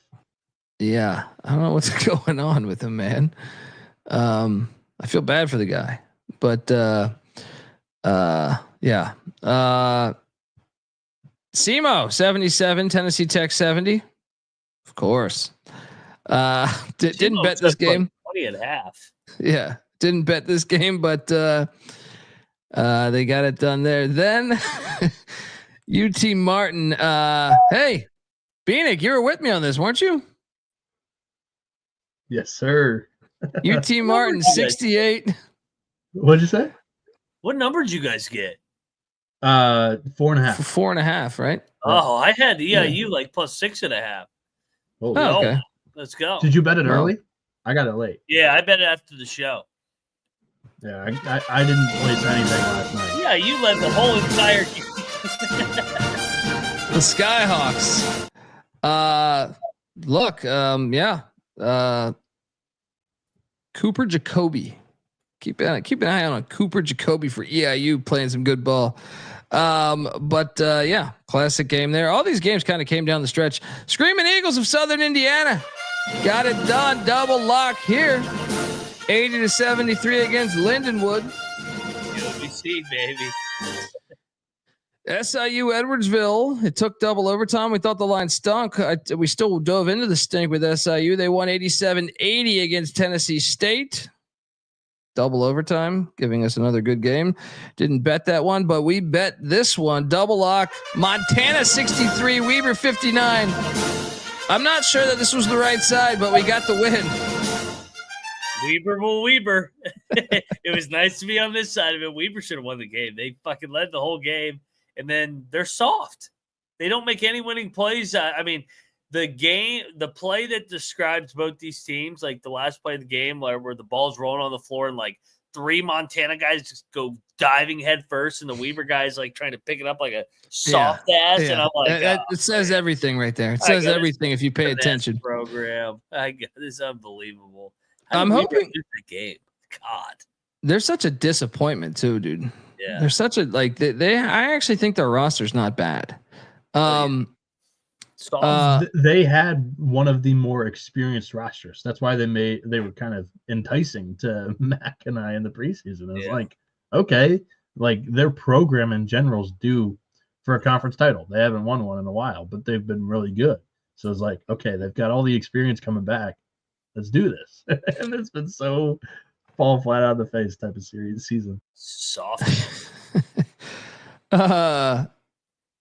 I went in on this game. I know I didn't give this out on the show last night. I think I said fringe lock though, but I went in. I think I even said if I'm up, and I was fucking up, loaded up. I think you may have bet this on the show last night. I did not, but Grand Canyon minus the points against Abilene Christian, 88-58. They drilled them. Now I will blame you guys on this one. I was not going to touch this game, but tragic magic was brought up, and Rutgers walks into Lincoln, Nebraska. This game was awesome, though. If I'm being honest, this game was a very awesome watch. This is one of those Big Ten games too that I don't like. You know, Rutgers is a team that to me should be in the Big East, and Nebraska, Big 12. Yes, it's what I'm saying. It's one of the games I don't like, but it delivered on the court tonight. This was a very fun watch. Shout out to Rutgers ending their home win streak. Bad play by us, but fun watch. Your thoughts, Mac? That was, like you said, that was a fun game. Rutgers has made some strides over these last 4 or 5 days. They got a lot of work to do. They've kind of shit on their own resume. They got to win a lot of games here to get into the dance, but a step in the right direction here, going to Nebraska, getting a big road win. Yeah, I'm also becoming a little bit bearish on Nebraska, as that was the spot. I really thought that they needed a W there, losing 2 in a row on the road, coming back home. I don't remember the last time they lost a high major game against a non-Creighton team at Pinnacle. However shitty they've been, they don't lose home games. And Rutgers was a team that was struggling, in my opinion, coming in. And I don't know, kind of wait and see mode on the Cornhuskers now. Yeah. Folks, I want to tell you the college basketball experience is brought to you by DraftKings Sportsbook. I should have read this a long time ago. Playoffs. We're talking about playoffs. You bet we are. Get in on the action at DraftKings Sportsbook, an official sports betting partner of the National Football League. Scoring touchdowns is key to winning in the playoffs, and you can score big by betting on them at DraftKings Sportsbook, the number one place to bet touchdowns. If you're ready to place your first bet, try betting on something simple like a player to score a touchdown. Go to DraftKings Sportsbook app, make your pick. New DraftKings customers can get can bet $5 and get $200 in bonus bets instantly. Download the DraftKings Sportsbook app. Use that promo code SGP. Once again, that's promo code SGP for new customers to bet $200 in bonus bets instantly when you bet just $5. Only on DraftKings Sportsbook. The crown is yours. Gambling problem? Call 1-800-GAMBLER. In New York, call 877-8-HOPE-NY or text HOPE-NY. In Connecticut, help's available for problem gambling. Call 888-789-7777 or visit ccpg.org. Please play responsibly on behalf of the old Boot Hill Casino and Resort in Kansas. 21 plus age and eligibility varies by jurisdiction. Void in Ontario. Bonus bets expire 168 hours after issuance. For additional terms and responsible gaming resources, see dkng.co/audio. All right, we are back on the college basketball experience. And I mean, these games are fucking incredible. All of these, I think this is the slot actually, when every game was fire. It was this time when like Rutgers, Nebraska was going on, Montana, Weber, Montana State, Idaho State didn't have a wager in this game, but this came down to the final couple possessions. Idaho State 70, Montana State 67. Then you had Northwestern Maryland in a fucking great game. 76-74 in overtime. Northwestern with a buzzer beater. We double locked this one. I mean, what a game. I mean, the Big Ten, for as much shit I gave it, those 2 games delivered, man. Your thoughts on this one? Yeah, I mean, like you said, those having that game next to this game, talking about Rutgers winning at Pinnacle and then Northwestern winning at the buzzer. God, Northwestern gave this game away at the end of regulation, and I thought they were going to blow the cover for us. Great win. I mean, they needed that. They lost 3 in a row. They're good. They're good at home, and I think Collins is a good coach. No, he is. He's proven himself to be pretty damn good. I mean, he's proven himself. How about, can you say plus 300 on the money line? Sorry, Colby. Barnheiser's not healthy, but he did play. I know. He's not healthy to get that straight. They're limping. Who do they play next? They might get blown out, whoever they play next. I need to look at that. Yeah, so he did play if you check the box score, but it's Michigan next in Ann Arbor on Sunday. Yeah. Plus 300. I hope you took it. Gave it away on this show. There was a little more scoring than I thought in this game, but buzzer beater pretty much. I mean, the guy made it with 2 seconds left. UTEP 72. Liberty 70. You're welcome. Great game. Awesome game.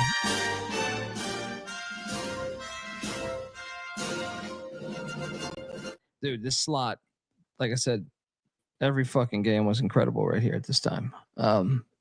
I will say too on this one, thank God James Madison blew it, because you guys would have been shredding me if that 14 parlay hit. JMU shit should have hit. Yeah. I mean, that 4-teamer almost came through because this window Nebraska, was playing, so it was like, oh, JMU was the one bad leg until Nebraska, but yeah. Well, while that classic was going on, we had another WCC game that was absolute fire. Portland in overtime, 84, Pacific 81. Didn't bet this game, just a fun watch. Your thoughts? Portland, the 0-6 team, laying points, wins and covers by a half, by the hook. Unbelievable. Then Wazoo got all they could handle from Steve Lavin in San Diego as they won 65-61. You picked this correctly. I didn't bet this game, but another good close game. Your thoughts on this one? I don't know what to do with Wazoo. They haven't looked very good over the last week or so. Yeah, hitting that. They found a way to win, though. I'll give them credit. 3rd straight road game. Or no, actually 2nd. They lost to Pacific last Thursday, but that team's so up and down. But they've got injuries right now, so they're not the same team from early in the year with Coward healthy. Is he coming back? I don't think he's coming back though. I know, but I'm just saying, like, they're not the same team that like I was so high on early, like the team that smoked Bradley at home, like. He was a huge piece, that was Eastern Washington's best player last year. So, yeah. One of the best games of the night. I think you can make a case that this was the best game of the night. I know what game you're talking about. It was a good game. Riverside hits a 3 to tie it up with 5 seconds left? It was fun. After they had blown a double-digit lead earlier in the first half, then Santa Barbara comes down and makes a game-winning 3, no timeout or anything, at the buzzer. I love the fucking Big West. I think it's criminally underrated. I had Riverside. Now I will say this: I also placed a Riverside money line wager, so it wasn't as sweet as it could have been. But god damn, this game was awesome. It's everything that's great about college hoops. This game, it was fucking awesome. This was like one of the best games of the night, I think. Did you catch this game?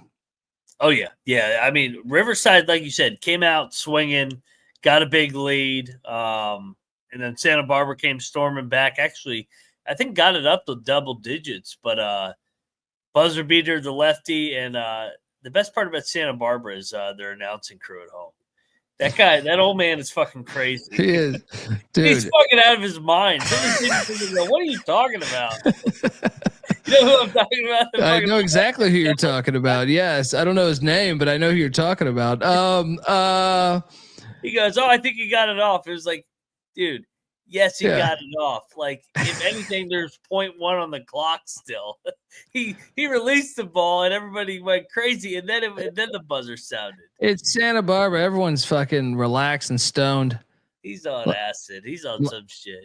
Last time I checked into a hotel there, it was one of the more hilarious. Like I had Muddy with me, so I didn't go in. It was my wife and Muddy stayed in the car. I go to check into the hotel, and this guy, complete like 60-year-old stoner. It's a nice hotel too, and he's just making small conversation with me, talking about do I want to smoke? Like I'm checking in, and he's just like, dude, I don't know if I just said how's your day going or something, but he's like, dude, you want to get high outside with me? And I'm like, no, I'm okay, man. I got my wife and dog in the car, but I mean, he's like, well, if you want, you just come by here. I'm here all night. We can just smoke out. And I'm like, hey, I appreciate you, man. I appreciate you. But, it just that's Santa Barbara though. Everyone just relaxed. He was a fucking nice guy too. Cause he saw me as I was taking my dog out, and I guess they had like some complimentary wines. Just gives me those and just say, hey dude, have a good night. But everyone's relaxed there. That's what I'm saying. Everyone's just easing on in. So I think he's on that. Good for him. Yeah. I mean, he clearly got that thing off with like 3 seconds left. It's like, dude, you don't need to do the video replay here. Thanks for the recap. But enjoy your night, good sir. All right. That's great. Utah Tech got drilled by Seattle. You picked this correctly. Did you bet this? I did. I took the crack house. They're back where they belong. There you go. Nice play there. Play some music. They played a game at Pepperdine. They suck. Not sure that was a wise play to do. Yeah. But San Francisco drilled them by 17. This was a bad pick by us. Cal Poly. What the fuck, dude? Cal Poly was our darlings. I can't understand them. I mean, they're horrible right now. They're hitting a rough patch. But we did call for the money line on LMU 57-54 against Santa Clara.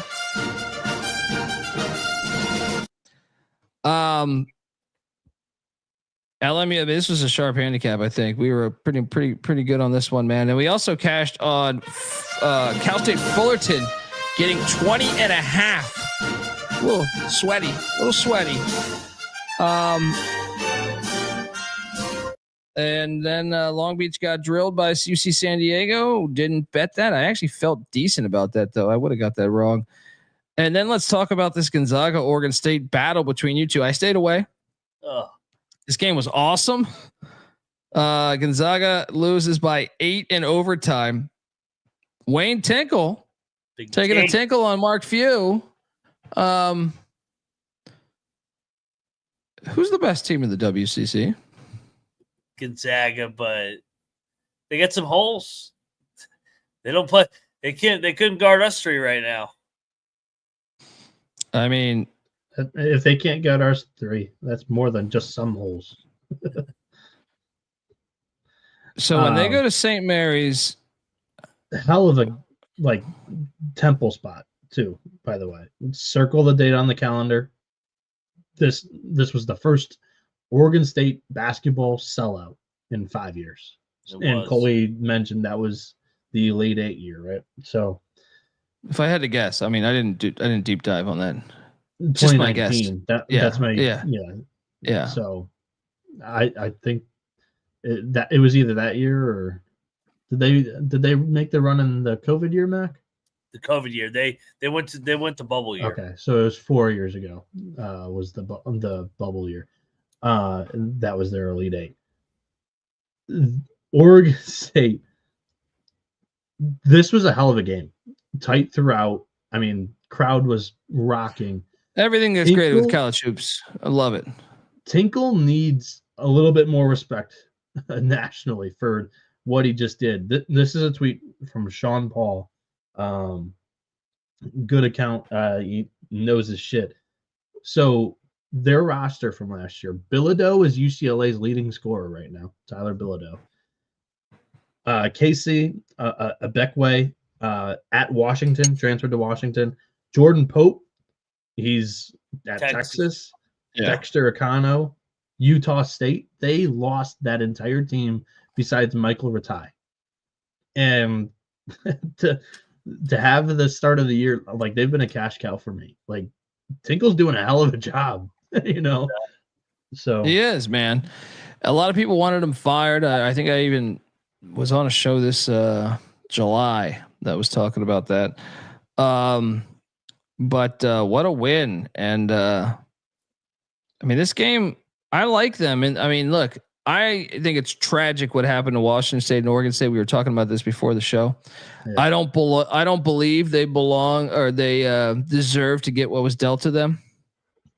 And I will root for them at every stop that I get. But I still like this being a rivalry game. Like, I like this, and like this and Wazoo playing Gonzaga, I think is fucking great. Yeah. So in that capacity, I think it's good. Yeah, I've had a rough week, but to hit 2 3-1 dogs on a night, 3-1 and some change on both, that was a sure pick me up, because I'd been struggling. Because I don't know if you guys have caught on, the viewers or whatever, Colby and Mac know this. I am terrible multitasking sports. So yeah, but it feels nice to be on the winning. There you go. Mac, milk it, buddy. Mac, did I leave anything out from this great game, by the way? No, I mean, I really going into the half, I thought Gonzaga was actually going to come out and smack them because they could not stop Gonzaga, but Gonzaga never could stop Oregon State either. I mean, they played zone to try and slow them down, but I mean, they outscored them. And what's my man saying that banked in the 3 and had the reverse layups? Ratai, yeah. The bank from dead center court is one of the most ridiculous shots I think you can have on the basketball court. When he made that, I go, it's their night. What a fucking shot. Good with me. Top of the key, just dead on bank. It's like, okay. It's not as high it went off the screen. It's not as much of a talking topic because they won the game, but had they lost, that Grimm EK3 would have had people up in rage. Yeah, he walked. Yeah, I don't know. Yeah. I'm not sure how I don't think you should call that. And that. Oh, I thought it was a walk by Nebhard before that, but I mean, someone call it travel. This isn't the goddamn NBA, all right? Yeah. But anyway, great game though. Still a very fun watch, and yeah, man. I hope Tinkle gets the Beavs dancing. As somebody that bet Gonzaga, I'm so glad they did not win by like 3. I would have been so fucking pissed if they had like won but not covered. I either wanted the Gonzaga blowout or Oregon State to win outright. So I'm glad the Beavs got to hold on to that. Yes, buddy. And look, they're in the Pac-12 next year. Gonzaga's joining them in the Pac-12 with Utah State, Fresno State, San Diego State. Next year or 2026? 2026, right? I think it's next year. Oh, you're right. Because it's football. It's football terms, right? You're right. Because the basketball season's tricky because it crosses over the year. Yeah. And then we locked up, and I got to thank you on this. You talked me off this. Originally, I was going to take the boys from the island. Cal State Northridge, 83. Hawaii, 60. I just want to let the folks know that normally, I think people know Pick Dundee is in love with the SoCon. It's transitioned to the Big West fully. I know people on the streets recognize me as a Big West specialist, but specifically these California teams all along the coast, like Santa Barbara, Northridge. Oh, Riverside's not on the coast. Santa Barbara, Northridge, Riverside, Irvine, and the Tritons. I mean, I'm here for it all. Even Long Beach State, I'd like I'm just mad at them for the Munson thing, but this is fun. It's a fun conference, man. It reminds me of the SoCon. There's something about the SoCon that I'm like, every game is a buzzer beater. Over the years, if you told me, it was like, man, every game seems like it's like, especially late in the year, you get like 5 or 6 good teams all playing each other.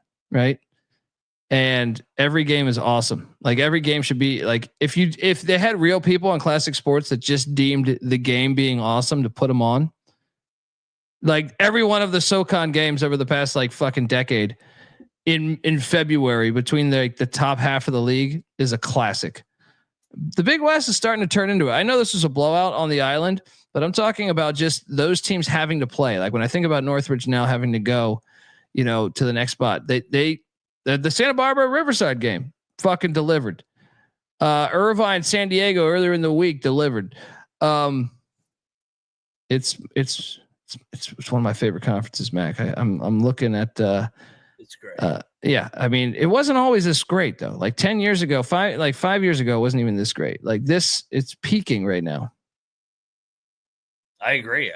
It's and hopefully they keep investing into their programs. They're not that far behind the WCC, dude. I actually think they should do a challenge. They should do a fucking challenge. Yeah, they just don't have the top horses. They needed like do an agreement. Those two and then the Mountain West. A nice little 3-way challenge. That would be fun. Yeah. Yeah.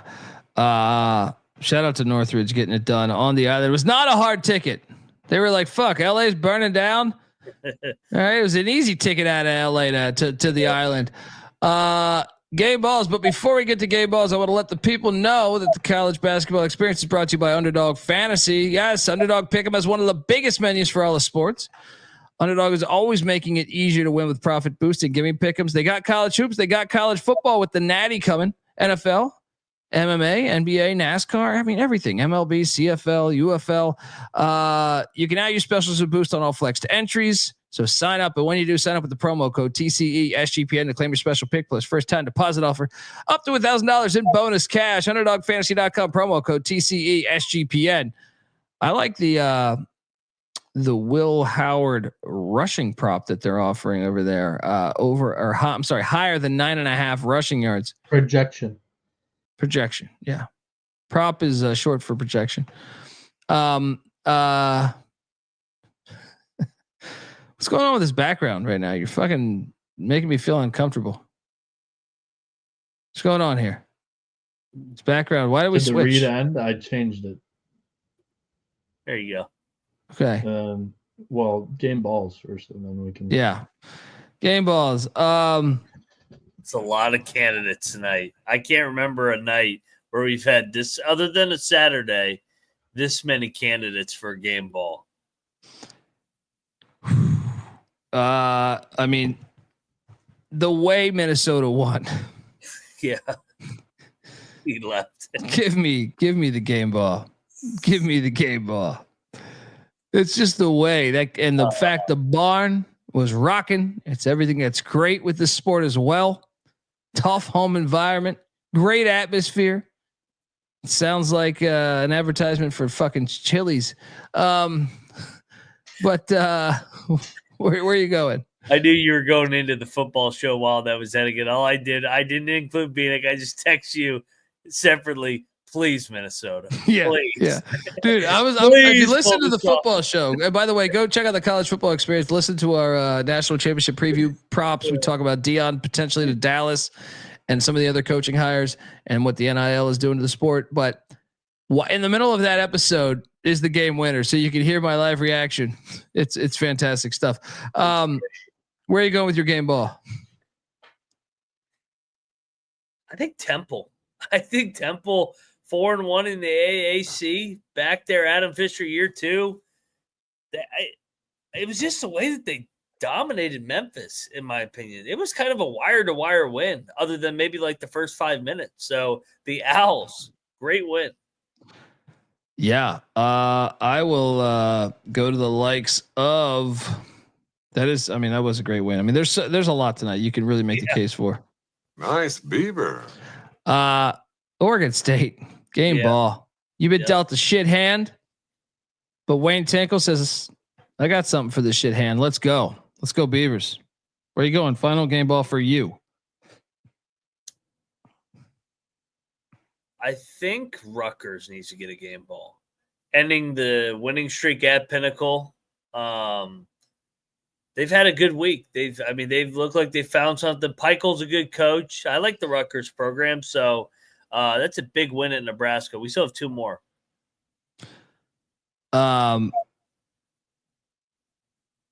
2 more. Are we doing 4 game balls? We usually do 6. Wait a second. Didn't I opened up with Mac is the one that's wrong here. Yeah. Mac, you're off one. Where It's only one left. I opened up with Minnesota. Then I went to Oregon State. Yeah. Colby's definitely given 2. I think you've given 2 too. We always do 3 each, a 6-pack. I know. So holy shit, Mac. Who were the game balls? No. Temple and who? Who'd you just do? You gave out 2. Before that he said final Nothing game is ball. over. Nothing. He said final You just game don't ball. turn it off. No, for you, I thought, right? Wasn't it? Yeah, no, I'm right. Oh, you He sure? said final game ball before that one. I've only given out 2. Oh, okay. Temple and Rutgers. I think you explained it wrong because No, get out of here. Because the chat is all over you. Well, my final game ball. I'm right. My final game ball will be. Man, there's a lot of fucking candidates here. I'm gonna give it to UTEP. Yeah. I mean, going to the Flamin' Libs across the whole goddamn United States, winning at the buzzer, making me a bag of cash helped. But yeah. All right. So where's your I have a final game ball going to? Yeah. One more round. Like I said, Bieniek. God, there's still a lot of candidates on the board. I'm not gonna lie. Longwood beats High Point. Yeah. 3 in a row over them. I mean, that lay the wood. Yeah. Great call. Pretty sure I'm out of game balls, but are we continuing on this journey? Yeah, we could tonight. We could give out like 24. And honestly, you could make the case. I mean, really, Northwestern would be a candidate. Loyola Marymount beating Santa Clara. Who else? Jackson. Wait. Santa Barbara in the fashion that they did. Yeah. Northridge going to Hawaii, going wire to wire. That was impressive. I mean, Northwestern is capable of one. I mean, there's Austin P. Yeah. New Hampshire. Yeah, there's a lot. Before we get into the picks and New Hampshire, show off Colby's, New Hampshire with the hell of a win against UMBC. Before we show off these slides, Colby was in his bag tonight. This first logo that I've had to stare at the entire night in the studio is trippy as hell. Ohio won. Let's go. Let's make some money. I'm gonna bet a bunch of shit. Let's go. 10 games, bet them all. John Grossbowl off the bat. Oh no, it starts off with this right here. Moneyline play. No. I think Ohio's better than Akron. Yeah. I will take Ohio on the money line against Akron. Maybe you take the points to cover your ass. Yeah, maybe the more I think about it, that might be the better play. Just because I could see this being wacky. But I will take the 3.5 in these Bobcats. You joining? I am joining you. Like I said, Gross, the former head coach at Ohio. Now he's a head coach at Akron. There's a lot of familiarity with these programs. I think we get a 1-possession game. If not, Ohio wins outright. I'll call for the money line too. Let's go. Bobcats. Double lock on these Bobcats. I'll tag along. Let's triple lock. Woo! There we go. This is a way to start things off, guys. Let's go. Let's do it. It's a small world when you've got Chat's on Akron too. Love you, chat, but hope you lose. Triple lock on these Bobcats.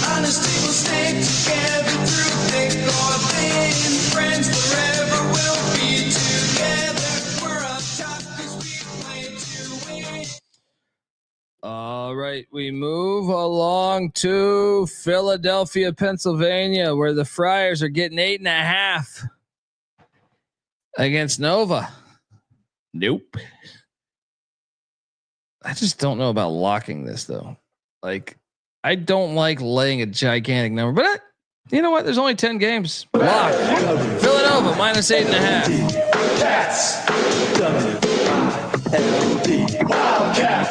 What are you doing here? I'm going to battle you. Give me Providence here. Coming off the Creighton game, they kind of got drilled there. I think they bounce back and we get a Big East wrestling match, close game. Give me Providence in the points.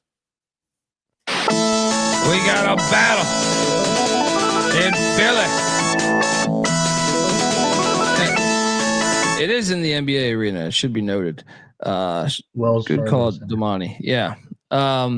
Yeah, I'm on Nova. He's on Providence. Let's go.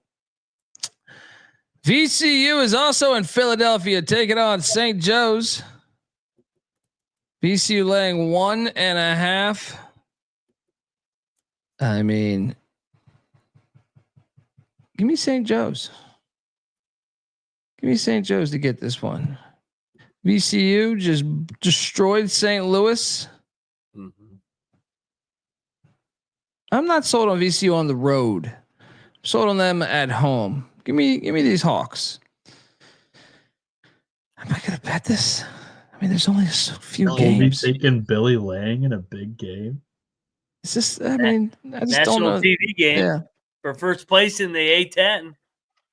Give me St. Joe's. What are I you doing here? never thought I'd see the day. I will battle you again. I will be on my Rams. I did not lock this up, but yes. I'll lock up VCU. Yeah. St. Joe's is phony. VCU, this is when they get up on the road. They swallow them with their length. And St. Joe's, they're coming off a 50-point win against Loyola. I'm fading that the next game. Damn it.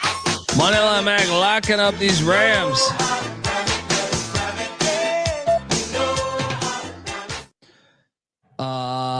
Maybe I'll bet that. We'll see. Check the picks page. Robert Morris is in Green Bay, Wisconsin. What the hell is this line? Robert Morris is laying 5.5.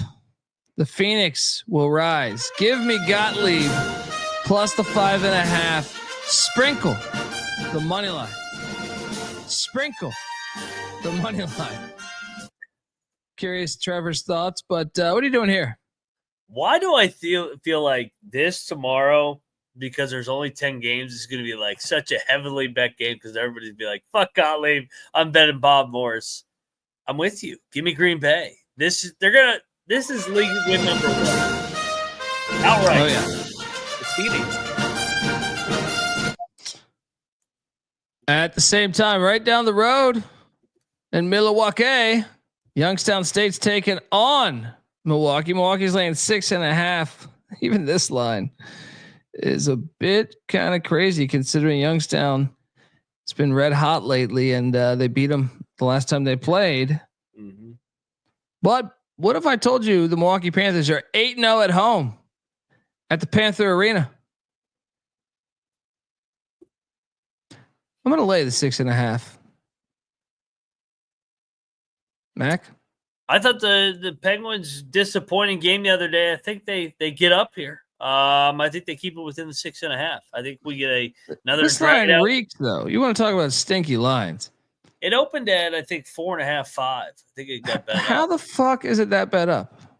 Yeah, I don't know. Cocktail Napkins got this at 4. I'll bet Youngstown.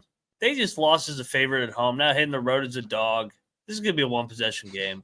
This is going to be a rock fight because Youngstown's offense has been so-so, but the defense is pretty damn good. And Milwaukee, they'll show up defensively as well. It'll be a low-scoring game. I think this total is a bit high, 144.5. I'm taking the under, locking that up. Spinal. Total guy.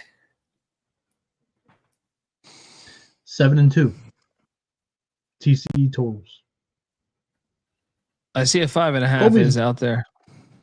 Colby's 1-0. What do you mean? In my totals? I am. Yeah. I am. But let's do some battle. Give me Bart Lundy. Lay the 5.5. You can get the 6.5. Maybe we can middle this fucking thing. Line doesn't make sense to me. I would set this at like 2. Next up, DePaul in Washington, D.C. taking on these Hoyas. Georgetown's laying 9.5. Nope. I will take DePaul plus 9.5. Let's bet. Lock it up. Mac? I'm joining you. I mean, Georgetown, 3 games in a row against the top 3 teams in the league, Marquette, UConn, St. John's. Basically played pretty well in all of them. Now they're laying almost double digits. I like DePaul here with you. They're getting better under Holtman. Georgetown by 5. Double lock on these blue balls, these RuPaul blue balls. All right, we need to have a conversation about this. Bieniek, you're going to need to come in here. Indiana's in Columbus. Huh? I'm rooting for Indiana. I don't want my coach to go to. Hold on, make sense of this number to me. Ohio State is laying 7.5. The over/under's at 148.5.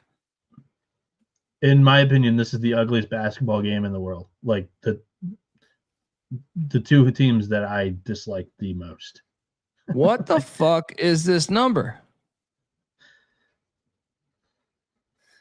Does Indiana pop back up here? Why? It just seems like everyone's going to bet Indiana with 7.5, right? Yeah, I'm with you. I mean, Yeah, Ohio State finished that game strong the other night. They were down 20 at the half.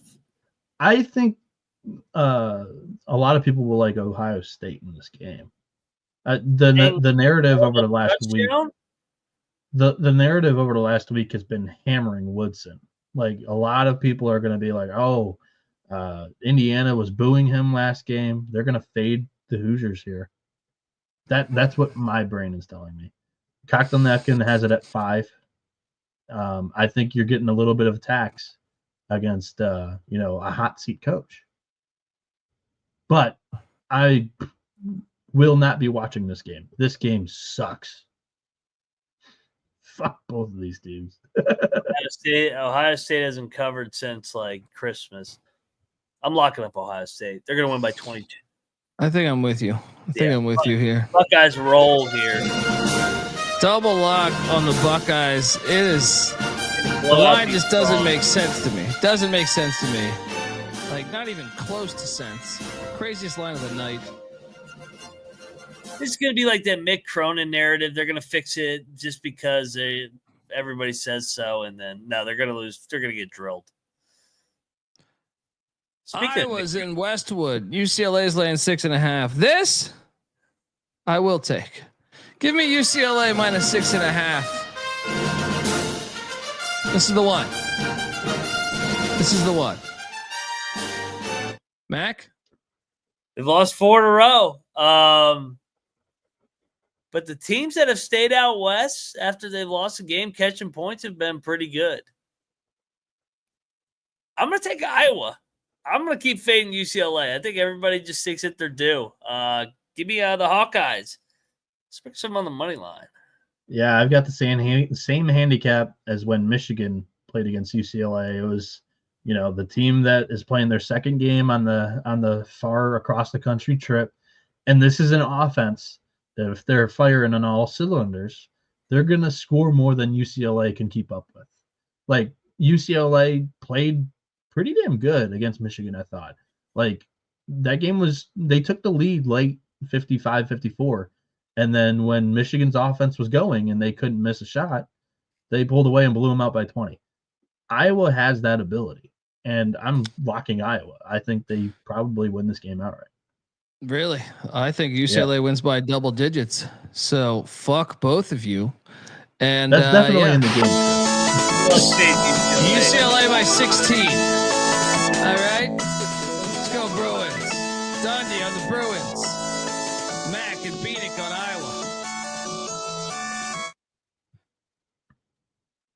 You guys want to get rich? The plus 135 money line play. The Save Mart Center will not be lit tomorrow. And I think Air Force is live. They're 0-7 on the road, but damn it, they actually listen to their coach. They run an offense. They run a defense. And I think that's always threatening to this Fresno State team. Mac, I think we should bet Air Force on the money line. Why is this number 3.5 though? What'd you think it was going to be? I thought it'd be like 1 or 2. Both teams are terrible. Air Force only lost at Nevada by 6. I know. I'm locking up these Falcons. Aim high, miss small. Let's go.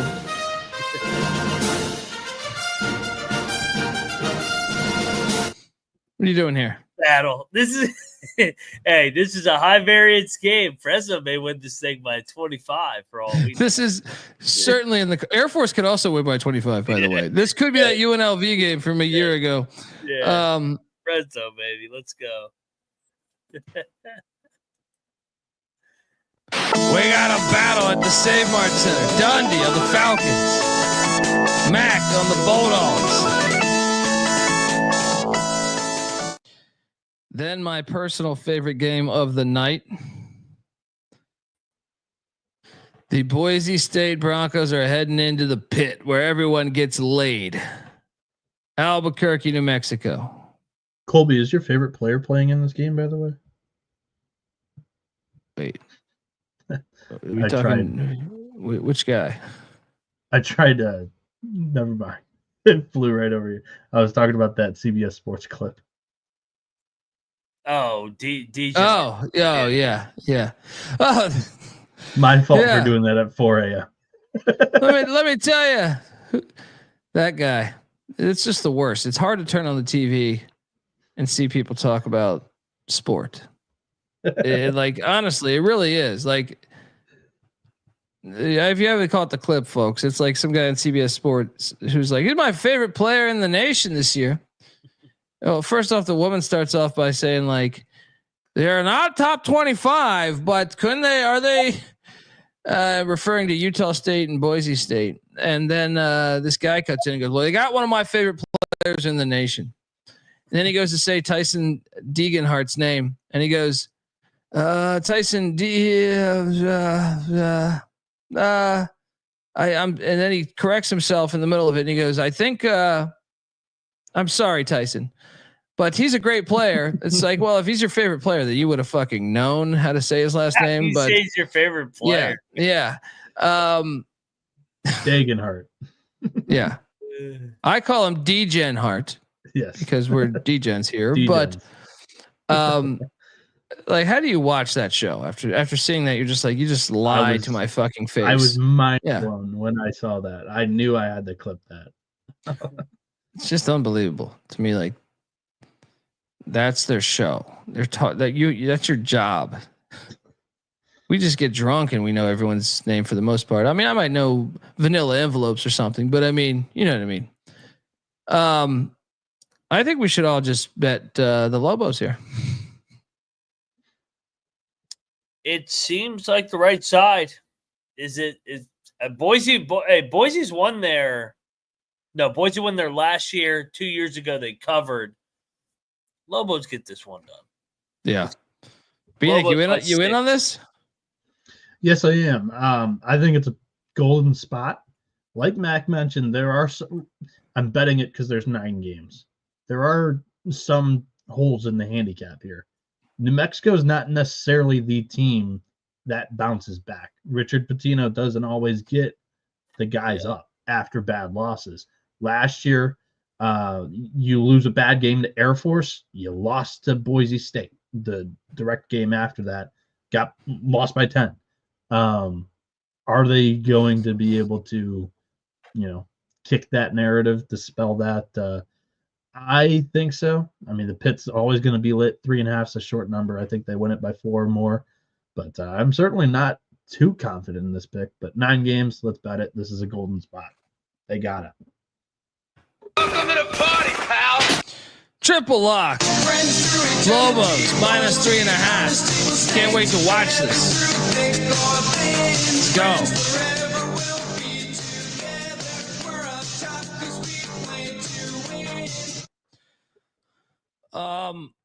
There should be way more than 9 fucking games, by the way. Yeah. 10 games. 10. I think there's 10. Fail. But I mean, what are they doing? It's a Friday night too. Like people don't always like. Isn't that where like TV ratings go up compared to Thursday night and Wednesday night? I don't understand the logic. If you're gonna have conferences with all these fucking teams from different coasts playing in them, top play of the night. I'm just gonna How many did we give away? 3. Usually 3.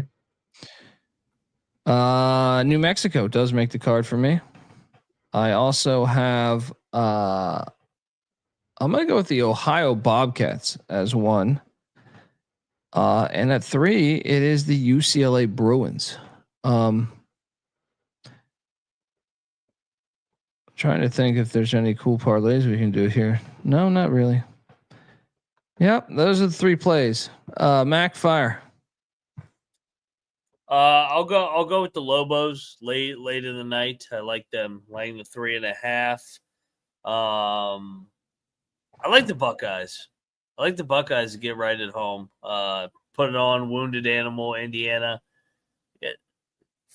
Put it on that front runner program. And then number 3, let me throw a dog in there.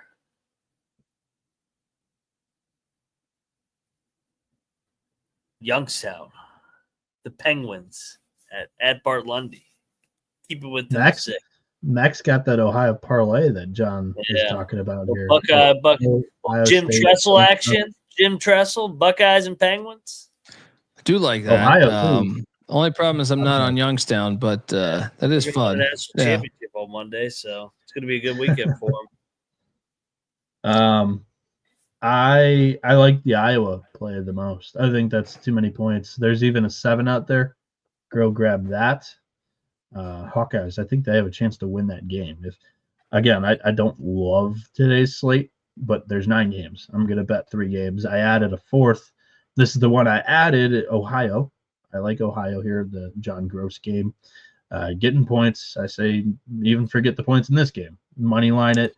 So money line Ohio, money line Iowa, and then New Mexico -3.5 is my 3rd. But I love the total the most tomorrow, actually. Under 146.5 in Youngstown State and Milwaukee. I think it's a low-scoring rock fight there. So I like a little parlay of Green Bay +170 on the money line and Ohio at +140 on the money line. Add that to the card. Add that to the fucking card. Folks, Noah Bieniek's on Twitter at NoahB77_. Moneyline Max on Twitter at Moneyline_Mac. I'm on Twitter at TheColbyD. College Basketball Experience is on Twitter at TCE on SGPN. Rest in peace to the great Bob Uecker. Just a bit outside this planet, but he's kicking ass already. All right. Yeah, great show. Check out the College Football Experience we went through major props on the national championship that you should jump into. We also talked about the total, what you should be doing on Monday's national championship between Ohio State, Notre Dame, and Atlanta. Check out the College Baseball Experience. We just dropped the ACC conference preview. We got a bunch of work scheduled for the future there, so check that out. Myself, Noah Bieniek, and Johnny V. And also check out the FCS College Football Experience and check out the Big 12 College Experience, as well as the Ryan and Rush show. And don't forget about the fucking pregame show. We do a pregame show. Just check it out. It's the coolest thing in town. They give out parlays. People there tonight, baby. Yeah. Daniel, every Wednesday night we will have a conference preview, but I'll be doing shows throughout the weeks coming up here leading up to opening day. So be on the lookout. Let's go. And apparently Bieniek saying be on the lookout for these Wolverines to take down Sparty tomorrow in hockey. Money line. We'll give you a Frozen 4 episode later in the 100%. Yeah, I was get there. I was scratching the itch come puck drop this season. At very last minute, I thought there might have been a shot to do a college hockey experience this year, but the guy in my DM said, no, I'm okay. So we'll see. Well, we'll work it out down the road. We did a Frozen 4 episode last year. We'll do it again this year. Until next time, folks, this is the college basketball experience. Buckle up, because tomorrow's like a 300 fucking game slate. I'm starting building the slides right now. Yeah, this is the college basketball experience. And remember, you better start thinking about yours. And we out of here.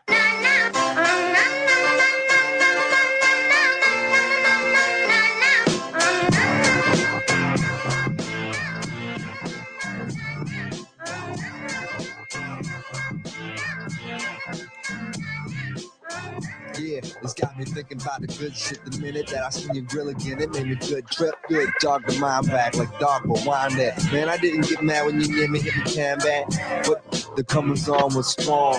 Now my shit's coming along, you know the song. The truth is I'm pretty much on fire again. It's heating up for real, I'm alive again. And that's the attraction factor. Vancouver, Michigan with my rap disaster. Yeah, you know you want it how you want it. No need to trip, cause I got it, doggone it. It's all yours and the extras too. All the super music and the sex for hope. Just get it straight, cause he caught me in a good mood. Let me demonstrate what this time of year could do. Sing it.